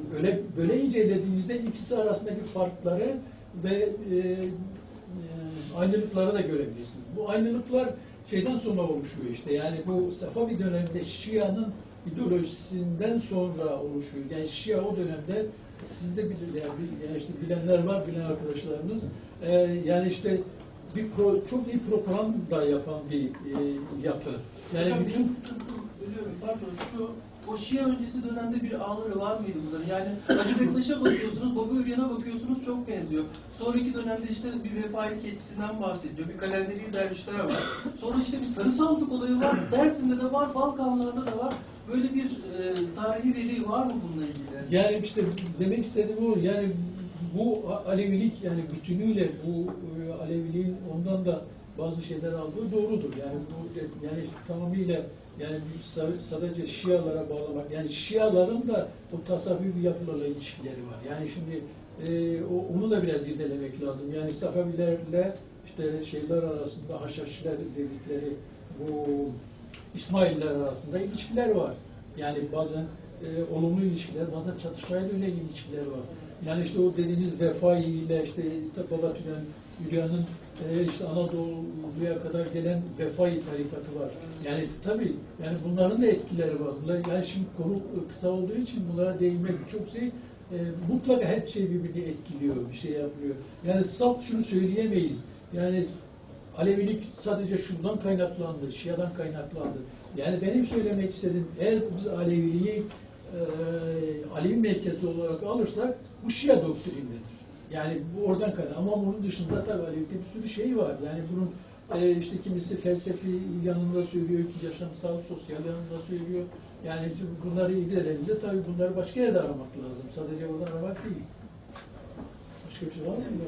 Tabii şey de unutmamak lazım, yani siyasal süreçleri unutmamak lazım. Merkez karşı güçler, merkez dışı güçler bir dönem belli bazı siyasal otoritelere karşı ittifak içerisinde olabiliyorlar ve bunlar zamanla yakınlaşabiliyor. Özellikle Safevi Osmanlılar sürecinde. Sizden önce arkada bir arkadaş. Hocam ben şeyi merak ediyorum. Dersim ziyaretlerine saygısızlık yapanların cezalandırılacağı inancı var. İşte bu da Muzur'da boğuldu öldü saygısızlık yapan diye. Her sene bir kurban anlatılır. Bu durum hakkında ne söyleyebilirsiniz? Vallahi şimdi ben yani öyle Dersim'de yani bu Rahaki inancına mensup olan mensupların böyle bir saygısızlık yaptığına şahit olmadım. Yani geçmişte şahit olmadım. Ancak bu son dönemde şunu sana söyleyeyim. Yani mesela şeyde Muzur babadan Muzur baba şeydir, kutsaldır. Yani kutsal bir yerdir. Orada içki içilmesi sorunu gündeme geldi. Yani oraya giden kişiler orada oturuyorlar, işte hem yemek yiyorlar hem içki içiyorlar falan. Yani böyle bir kutsal mekanda içki içilir mi, bu saygısızlık mıdır, değil midir tartışması var. Ama yani sizin söylediğiniz anlamda geçmişte işte bu böyle bir saygısızlık yapıldı ziyarete, bundan dolayı cezalandırıldı diye bir şey şahit olmadım, bilmiyorum yani. Eğer varsa da. Biraz da kadın arkadaşlara söz verelim. Ben şimdi Dersim'deki bir şey hep merak etmişimdir. Kendim de Dersimliyim. Bizde Gavant diye bir dönem oluyor. Bilmiyorum biliyor musunuz? Aralık ayına doğru. Mesela ben onun hep bizim nasıl yani şöyle bir şey. O zaman kurban yapılırdı ve biz çocuklar işte büyüklerin evine kapısını çalardık. İşte bize ceviz verirlerdi. Evdeki güzel şeylerden verirlerdi. Ben hep bunun hani bize nereden geçtiğini düşünürdüm. Çünkü şey yani diğer Aleviliklerde zaten hiç yok. Hani belki Ermenilerle ilgili Hristiyanlıktan mı ama hiç kendim yani hiç bilemedim. Bir de saygısızlık olarak bizim dönemimizde vardı. Ben çok iyi hatırlıyorum. Yani sonuçta ziyaretten bir ağaç almak bile hani saygısızlık olarak nitelendirilirdi. Ve o insanın başına böyle çok kötü şeyler hani sadece gidip orayı hani çok şekilde zarar vermek değil. Hani burada herkes de saygı gösterir onlara. Hani Dersim'de bir de şeyle ilgili benim bir fikrim var. Kimlikle ilgili ya Türk ya da Kürt müyüz? Niye şey olmadı? Dersim bence genel olarak ben kendi yaşayışımı düşünüyorum. Konuşulanlar olarak bizde daha çok böyle Türklük bir ırk çok ön planda değildi her zaman. Yani daha çok dini şeylerin işte yapılan günlük aktivitelerde dini şeylerin daha çok baskın olduğu için insanlar ben kendi düşünüyorum belli bir yaşa kadar hiçbir zaman Kürt ya da Türk olup olmadığımı bilmiyordum kimlik olarak. Yani daha çok ama Alevi olduğumu biliyordum. İşte Alevi deniyordu. Ama ben bizim Aleviliğimizin çok farklı olduğunu çok net görüyordum. Çünkü Çorum Alevisiyle tanıştığım zaman hani yaşayışlarımız ve inançlarımız o kadar farklıydı ki. Hani evet biz aynı Alevi değiliz. Onu çok net biliyordum ama hani kimlik şey olarak böyle bir art niyet olarak değil de belli bir süreden sonra zaten yapılan katliamlarla hani o insanlara o dayatılmış. Bir de bir şey daha soracağım. Bir de bizde aya tapma da var. O da nereden geliyor? Bu sondan başlayayım. Aya tapmaz tabii yani, yani bütün bizde gökyüzü, yıldızlar falan hepsi kutsal olarak sayılır. Yani ay da bunlardan birisi. Mesela, yani buna da şahit oldum. Ay çıktığında mesela kalkıp şey yaparlardı. Yani silahla sıkarlardı. Bu neye işaret tabii onu bilmiyoruz. Böyle kutsallık var. Şimdi bu Alevi kimliği konusunda şimdi daha önce şimdi etnisite kimliği tabii modern dönemi bir kavramı. Daha önceki hepimiz de biliyoruz. Yani bir etnisite kimliği söz konusu değildir. Yani dinler üzerinde toplumda ve kişiler kendilerini kimliklendiriyor. Yani öbür tali durumdaki olan etnisite kimliğinin çok fazla bir anlam ifade etmiyor. Bundan dolayı yani bizim daha öncesinde bu inanç olarak kendimizi kimlik olarak gördüğümüzden sonra etnisite dönemi yani modern çağ kimliğiyle kendini ifade etmemiz konusunda bir sorun yaşıyoruz. Yani burada da kendi kelimesini işte bugüne inanç üzerine giderek kendimizi Alevi olarak görüyoruz, Alevi olarak nitelendiriyoruz. Etnisiteyi hiç kale almıyoruz. Yani şimdi söylediğimizde veya kendini şey olarak yani sen nesin dediğinde yani şey olarak önce insan kendini etnisite olarak belki modern çağda belirtmek gerekiyorsa o yönde hale iniyor. Mesela şuna da şahit oldum. Bizim işte şeyimiz eski bu Hüseyin Aygün bizim CHP milletvekili yani bir televizyon konuşmasını ben seyrettim. Ona soruyor, siz özellikle yani kimsiniz?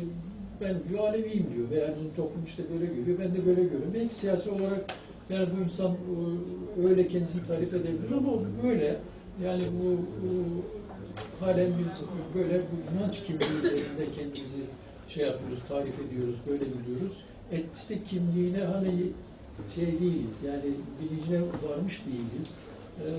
Onun şeyi içindeyiz, sıkıntısı içindeyiz. Yani kimimiz işte kalkıp biz şey izliyoruz, Zaza izliyor. Yani biz, Zaza ayrı bir etnisitedir, ayrı bir buluştur.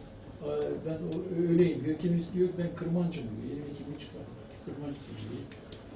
Kimisi diyor işte ben Türk'üm. Kimisi diyor ben Aleviyim. Yani böyle 4-5-6 tane kimliğimiz var. Halen karar vermiş değiliz. İnşallah kısa zamanda. Bu ziyaret konusunda ben bir şey söyleyeyim. Ya tabii o var yani bizde de var. Mesela bizim bir ziyaretimiz var. Yani işte orada kesinlikle orada odun getirilip şey yakılmaz. Sadece oraya kurban getirilip orada pişirildiği zaman oradan odun kullanılır. Yani o odun alıp ihtiyaç olarak kullanılmaz.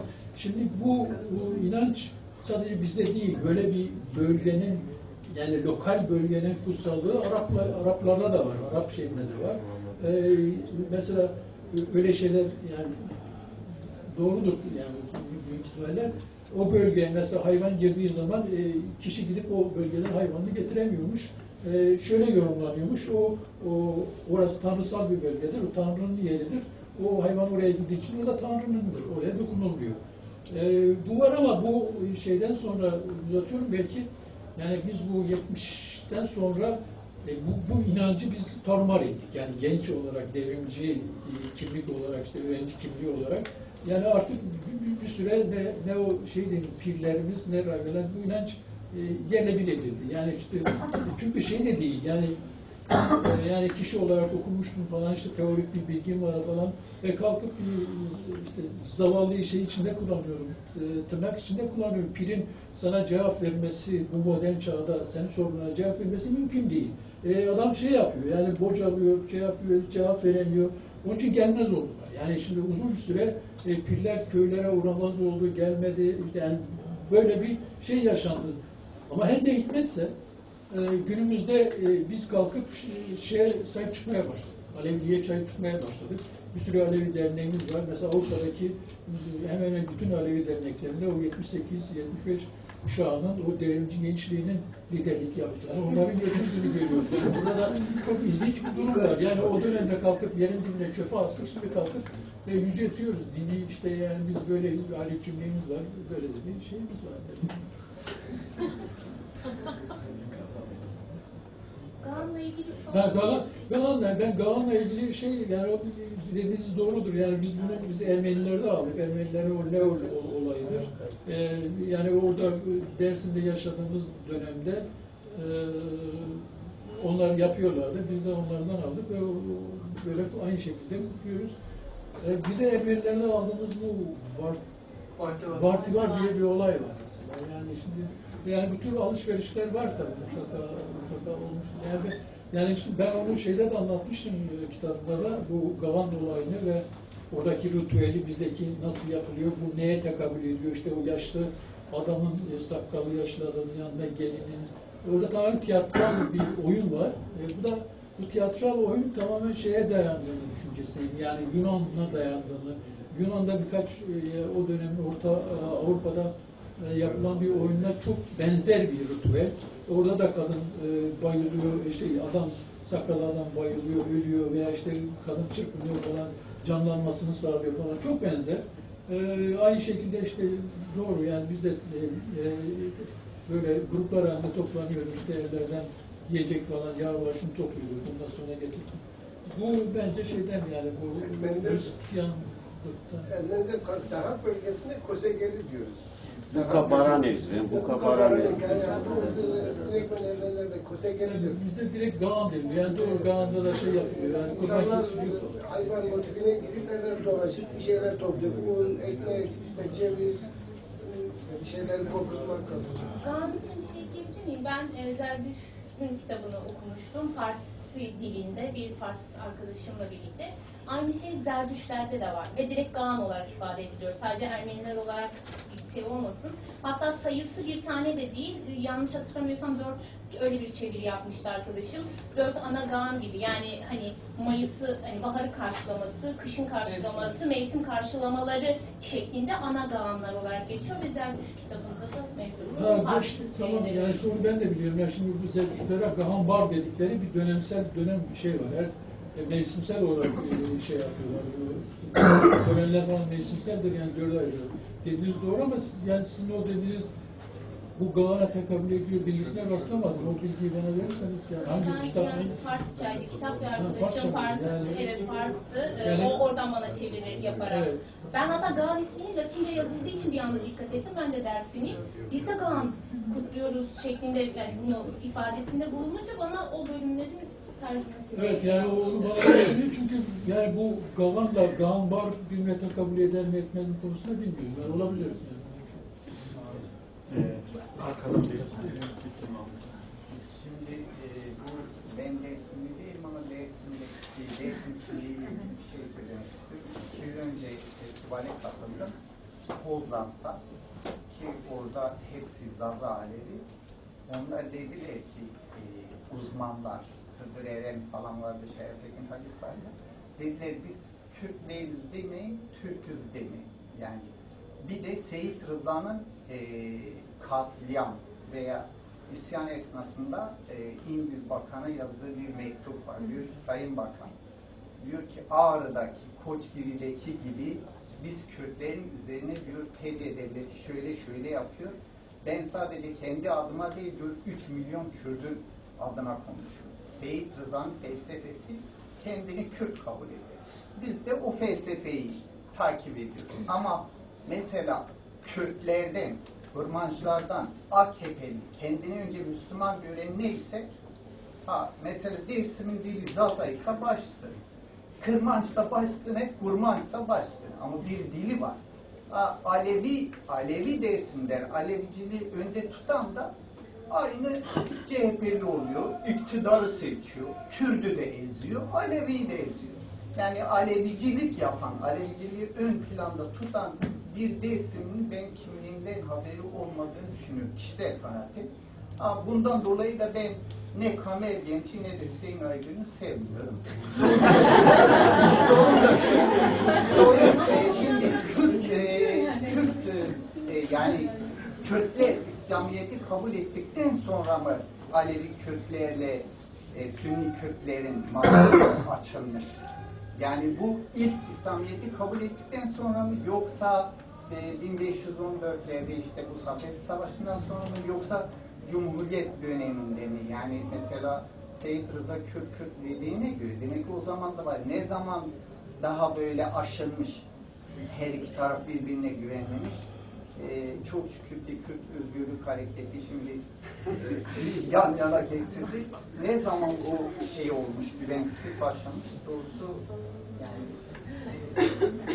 Ya işte ben bunun Safavilerle başladığım, bu Siyah politikası, Siyah'ın ideolojisiyle başladığım inançtayım. Yani bu ritüellerin büyük çoğunluğu, bu bizdeki İslami ritüellerin, Ali'nin, Fatma'nın, işte diğer ritüellerin o dönemde inanca monte edildiğini ve yani bizde söyleniliyor ya işte cennet Türkçe yapıldı. Evet doğru. Yani genel itibariyle Kırmanca'da yapılır ama yani benim gördüğüm şeyler Türkçe'de yapılıyor ama Türkçe, evet Türkçe, niye Türkçe'de yapılıyor?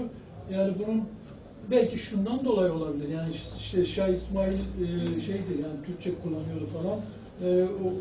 O da o dönemde geldi girdi ve Şah İsmail'in kutsallığı ve Şah İsmail'in şeylerinin değişlerinin Cem'de söylenmesi başka türlü nasıl izah edebiliriz? Yani o zamandan itibaren geldi monte ve böyle devam etti. Yani büyük ihtimalle ben o dönemde olduğunu sanıyorum.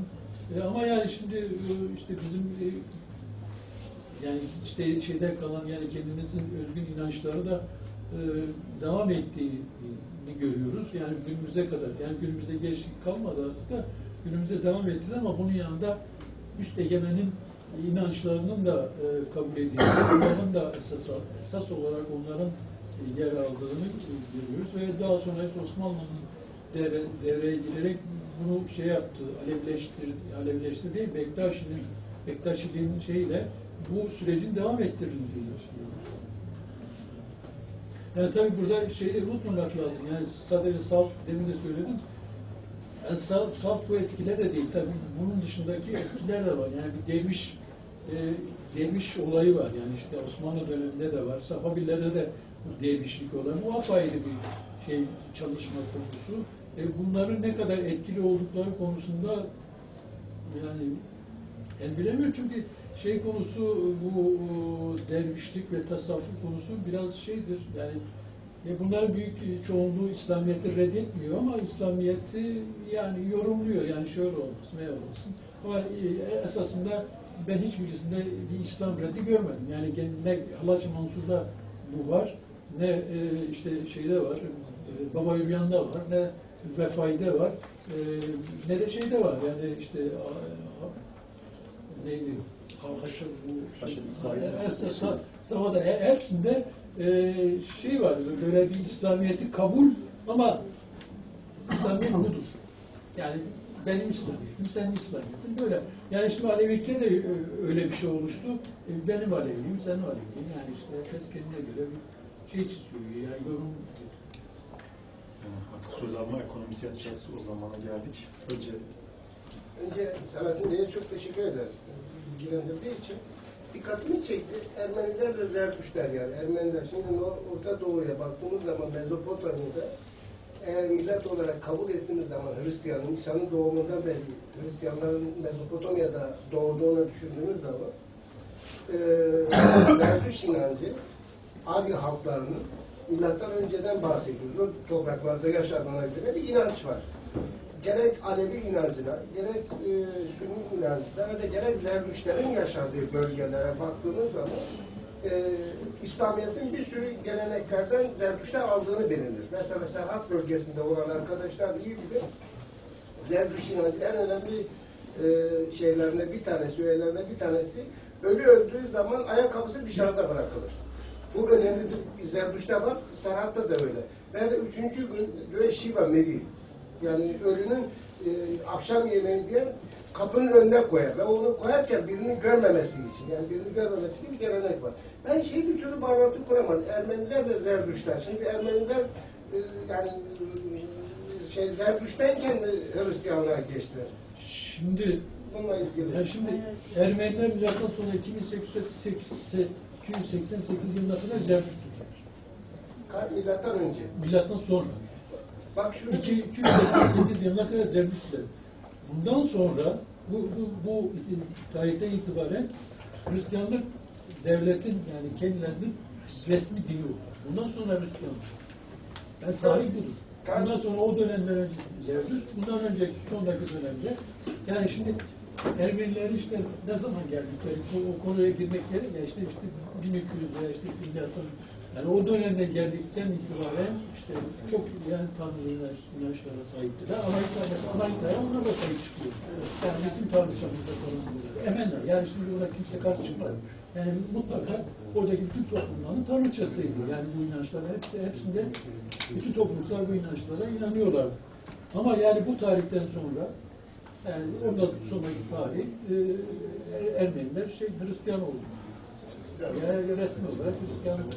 Yani Ermeniler de Zerdüşt inancı ve de Arya inancı. Ondan önceki dönemi tabii yani şimdi Arya halkların inancında. Şimdi aynı süreç devam ediyor. Yani bu bölgede yaşıyorsanız egemen güç nedir? Zerdüştlüktür. Yani Zerdüştlükse o zaman yani toplumların büyük kesimi Zerdüştlük. Yani Ermeniler de yani ister istemez egemen Sasanilerin egemenliği altındasın. Ermeniler de Sasaniler egemenliği altında. Egemensen yani sen o egemen inanca eyvallah demek istiyor. Yani işte tamam ben de yani bu ister zorla ister yani gönüllü olarak ne diyorsanız ondan sonra adam işte ama yani şimdi Zerdüşt'ün şöyle bir şey var yani özelliği var yani seni şey yapmıyor dönüştürmüyor illa Zerdüşt olmadı demiyor yani işte o dönemde Hristiyan da var bölgede Yahudi de var ya sonra yani temel yani ne Hristiyanlık ne Yahudilik bizi şey yapmadı, dönüştürmedi ya ortadan kaldırmadı. Bizi ortadan kaldıran İslamiyet. Yani çatışma, yani bunu böyle kabul etmiyor. Çatışma Mezopotamya yani Müslümanlığın gelişiyle Halklar boğazladı. Halklar değil İslamiyet biz bu. Yani yok yani din kimliğimizde, inanç kimliğimizde, öbür kimliklerimizde tarumar etti, bizi yok etti. Yani biz de şimdi şu anda Kürtlerin işte söyleminde söylemeyeyim işte %99 veya %kaçta Müslümandır.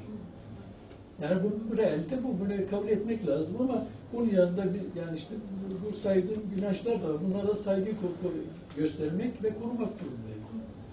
Yani öyle umuyorum, öyle istiyorum ki Müslüman Kürtler, egemen olan Müslüman Kürtler hem siyasi yapıyla hem inanç yapısıyla bu inançları korusunlar, sahip çıksınlar diye düşünüyorum. Tamam, sorun. O zaman en arkadan bir arkadaş. Kaka illerine ilgili. Valla Arkadaşlığa kadar soru hakkınızı yitirdiniz, olmaz artık. İkisini birden alın, İkisini birden şey yapalım isterseniz. şimdi bu lokal bölgelerde bazı inançlar kendileri farklı olarak ifade ediyorlar. Yani bence bu şey bölgesinde, Musul bölgesindeki o Yarasan inançlı toplulukların bir kısmı kendisini Kakay olarak adlandırıyor. Kimisi Şarlı olarak inanıyor, kimisi de Şabak olarak inandırıyor ama bu bölgede yani bunların hepsi Kürt de değil. Yani bunların içinde Kürtler olan da var, Türkmen olan da var, Arap olan da var. Yani bunlara sorduğumuzda aynı bizim Dersim'deki kimlik şeyleri, kimisi kendisini şey sanıyor. Yani ben Türkmenim diyor, kimisi ben Arap'ım diyor, kimisi ben Türk'üm diyor, Kürt'üm diyor. Yani böyle bir şeyimiz var bizim o bölgede. Bunlar sadece isimsel olarak şekil. Yani bazı belki o birbirinden ayrı lokal yaşama, kapalı toplum yaşama veya mesela işte Ezidilerin Emevi bölgesinde yaşamalarının farklı bir değişime neden olmuş. Yarasanların işte Safari bölgesinde yaşamalar veya orada olmaların farklı bir değişime neden olmuş. Ve onlar da işte bu Emevi bölgesinde olduğu için belki farklı bazı şeyler olabilir ama esas itibariyle ben Yarasan olarak diyorum. Son iki soru alalım. Ben teşekkür ederim hocama da size de. Hocam ben daha çok hani bu konu başlığına baktığımızda daha çok böyle eski Aryan dilleri ve yani tarihsel gelişimlerini aralarındaki bağlantıyı daha genel, daha yukarıdan değerlendiririz diye düşünmüştüm. Tabii gelen sorular sizi yönlendiriyor doğal olarak. Ben bir şey merak ediyorum özellikle. Şimdi bu Kürt dinleri, Aryan dinleri dediğiniz ve işte Zerdüştlük, Alevilik ve Ezidilik diye kategorize ettiğiniz bu dinler arasındaki hani ilişkileri, bağlantıları ve geçişleri merak ediyorum. Bir de aslında şunu da sormak istiyorum. Şimdi Alevilik sonuçta bir İslam sentezidir. Yani bir İslam versiyonudur. Bir işte hani tek tanrılı İslam versiyonudur. Fakat Zerdüştlük ve Ezidilikte hani böyle bir şey söz konusu değil. Mesela Ezidilikte hani siz 8 dediniz, ben 7 diye biliyorum. Bu melek var. Melek-i Tavus işte Tanrı katında Tanrı'yı temsil edendir. Onun yardımcıları var 3 tane. 3 tane melek, bir de Melek-i Tavus birlikte 7 oluyorlar. Bunu her cuma toplanıyorlar ve her cuma evrenin sorunlarını tartışıyorlar. Melek-i Tavus Tanrı adına şey yapıyor. Diğerleri de yardımcı oluyor. Aynı örgütlenme yeryüzünde de Şeyh Adi ve işte pirleri arasında oluyor. Şeyh Adi işte 7.'si oluyor. Diğerleri onun yardımcısı oluyor. Onlar da dünyanın sorunlarını tartışıyorlar.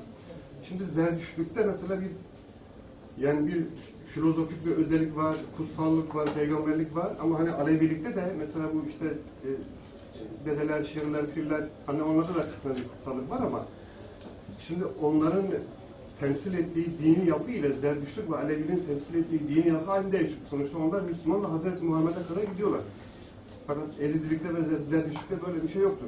Yani bunları bir kesin olarak ayrıştırmak lazım. Hani öyle bir kategorize edildi ki sanki ortak imgeler, ortak mekanlar, ortak tipolojiler, kutsal işte tipler, insanlar, mekanlar vesaire hani aynıymış gibi oldu. Hani biraz ayrıştırmak lazım. Yani, bir de o geçişleri hocam merak ediyorum. Yani büyük ihtimalle siz de kitap okumamışsınız çünkü güzel yani bizde yani belli bir zaman var, hepsine girmeye mümkün değil. Bu kitapta yani bu söylediklerinizin çoğu anlatılıyor. Yani ne tür bağlantılar var, bu bağlantılar nerede kopmuş, nerede birleşmiş. Ama yani şunu da göremiyoruz. Yani şimdi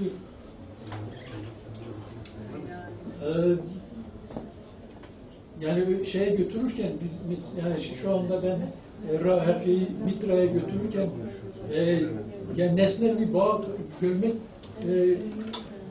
belge olarak sunamıyorsun. Ama nereden hareket ediyorsun? Ritüellerden hareket ediyorsun. Yani diyorsun ki yani bu adam bu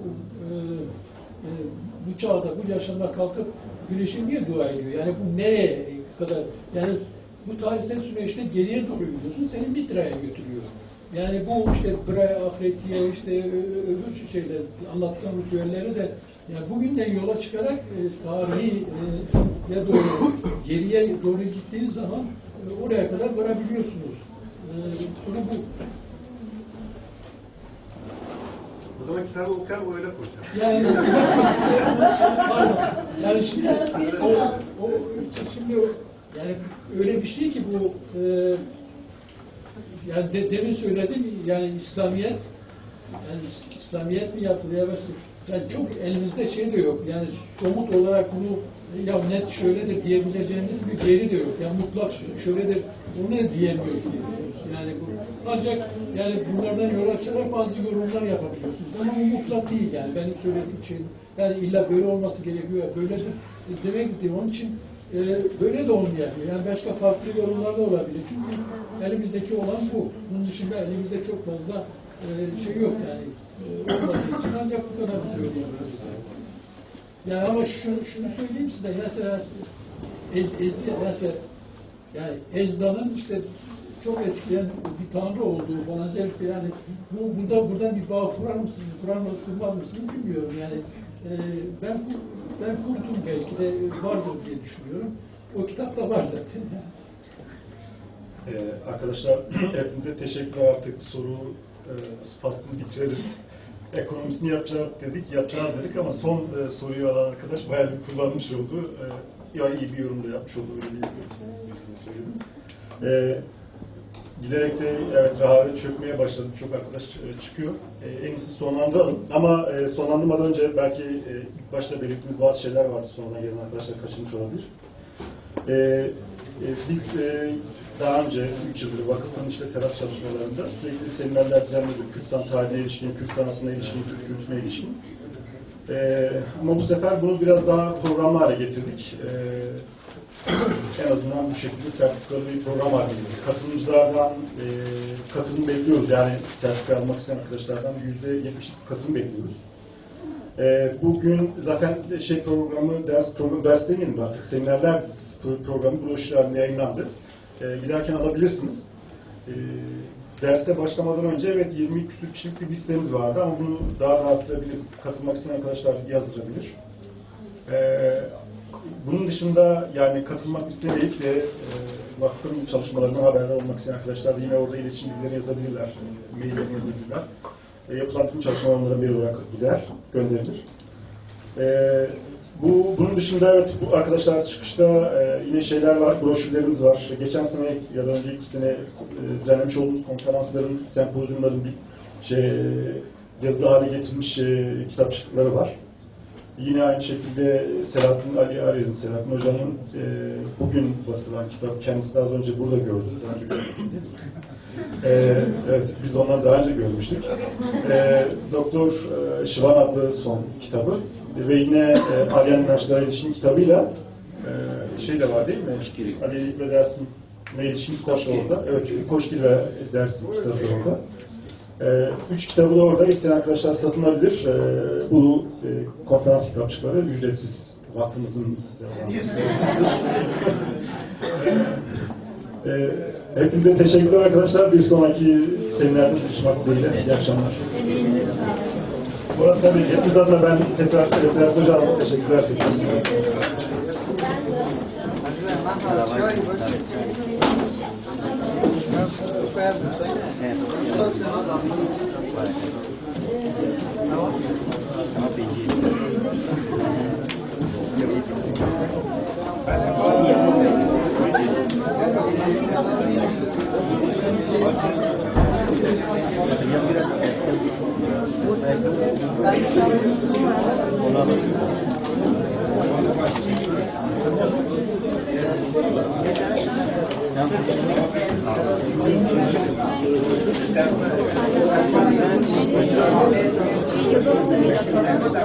Ben de var ya. Burayı bırakmıştım. Bana geliyor. Bekliyorum. Ben de yazım aldım.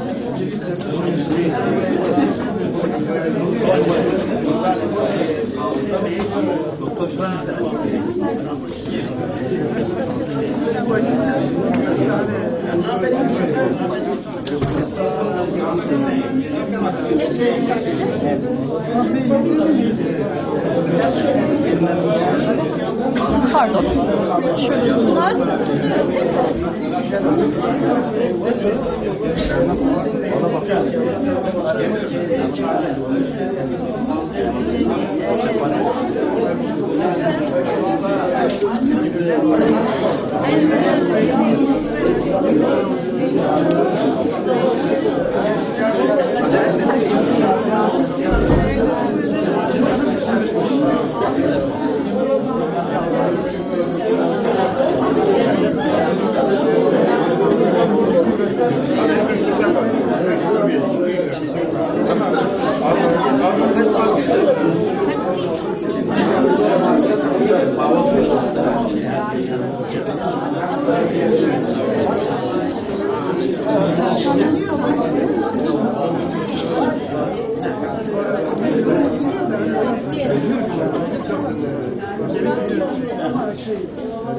Gidene kadar bir tek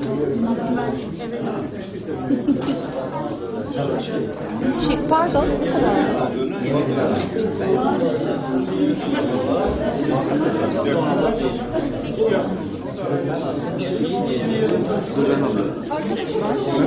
20.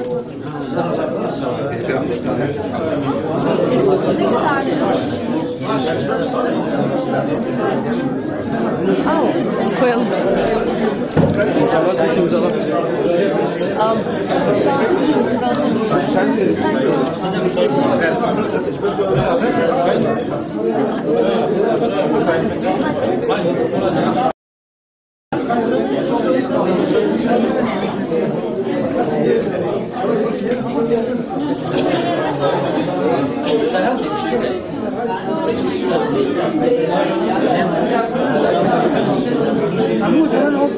Çok farklı aşama.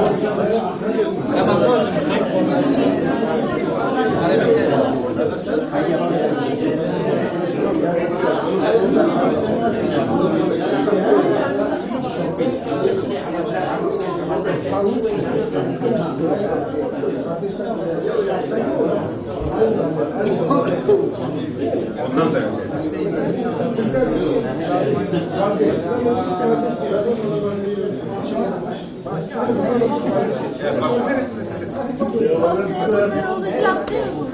Evet. Ben değil. Alt katta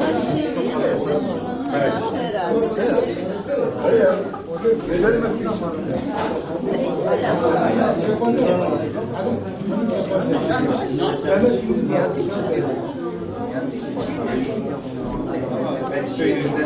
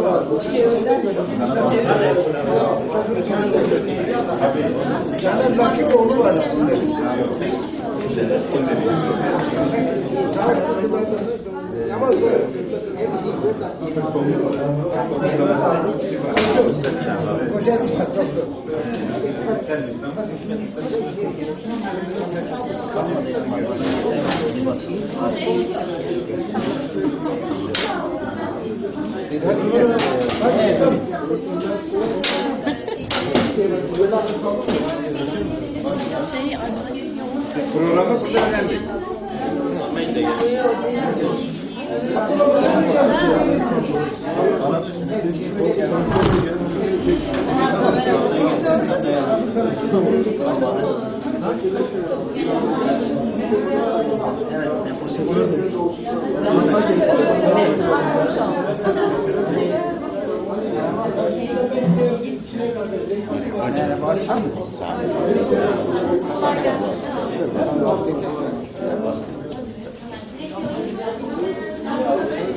Yani Doktor Şivan'ın kitabı var.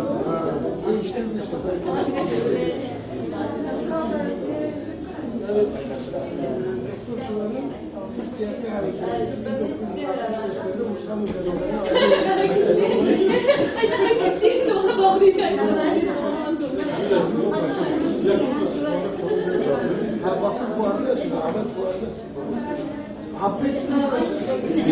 Tamam ben çekmeyeyim. Genelde öyle olmuyor.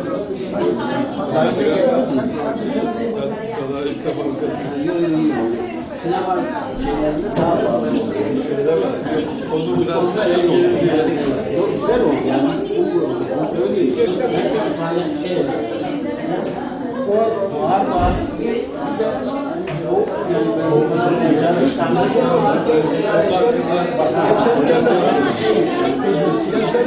ben çok iyi oldu.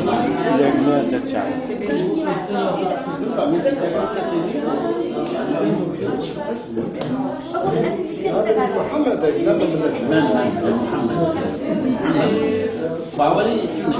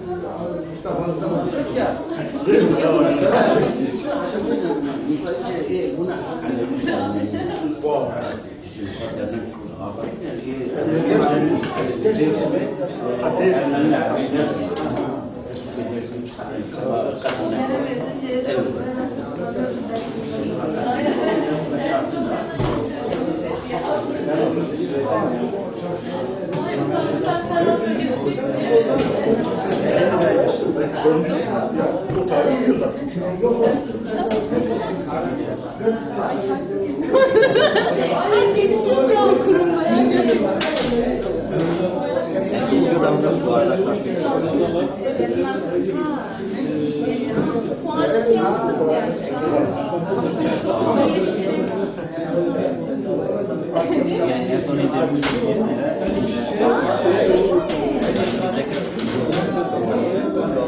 En son savaşlar bu kadın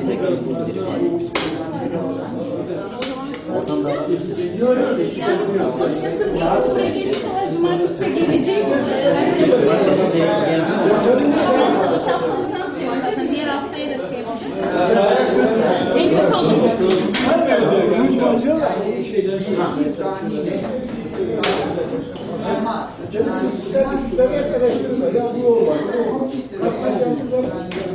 İsim listesi.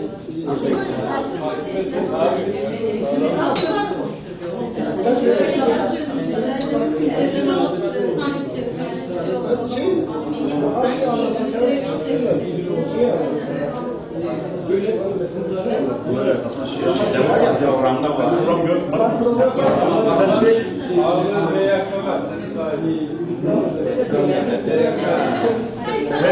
Meyline bak. Meyline bak. sonra tedavi. Tamam. Başka arkadaşlarım da varsa istiyorsanız gelin. Evet başladık mı?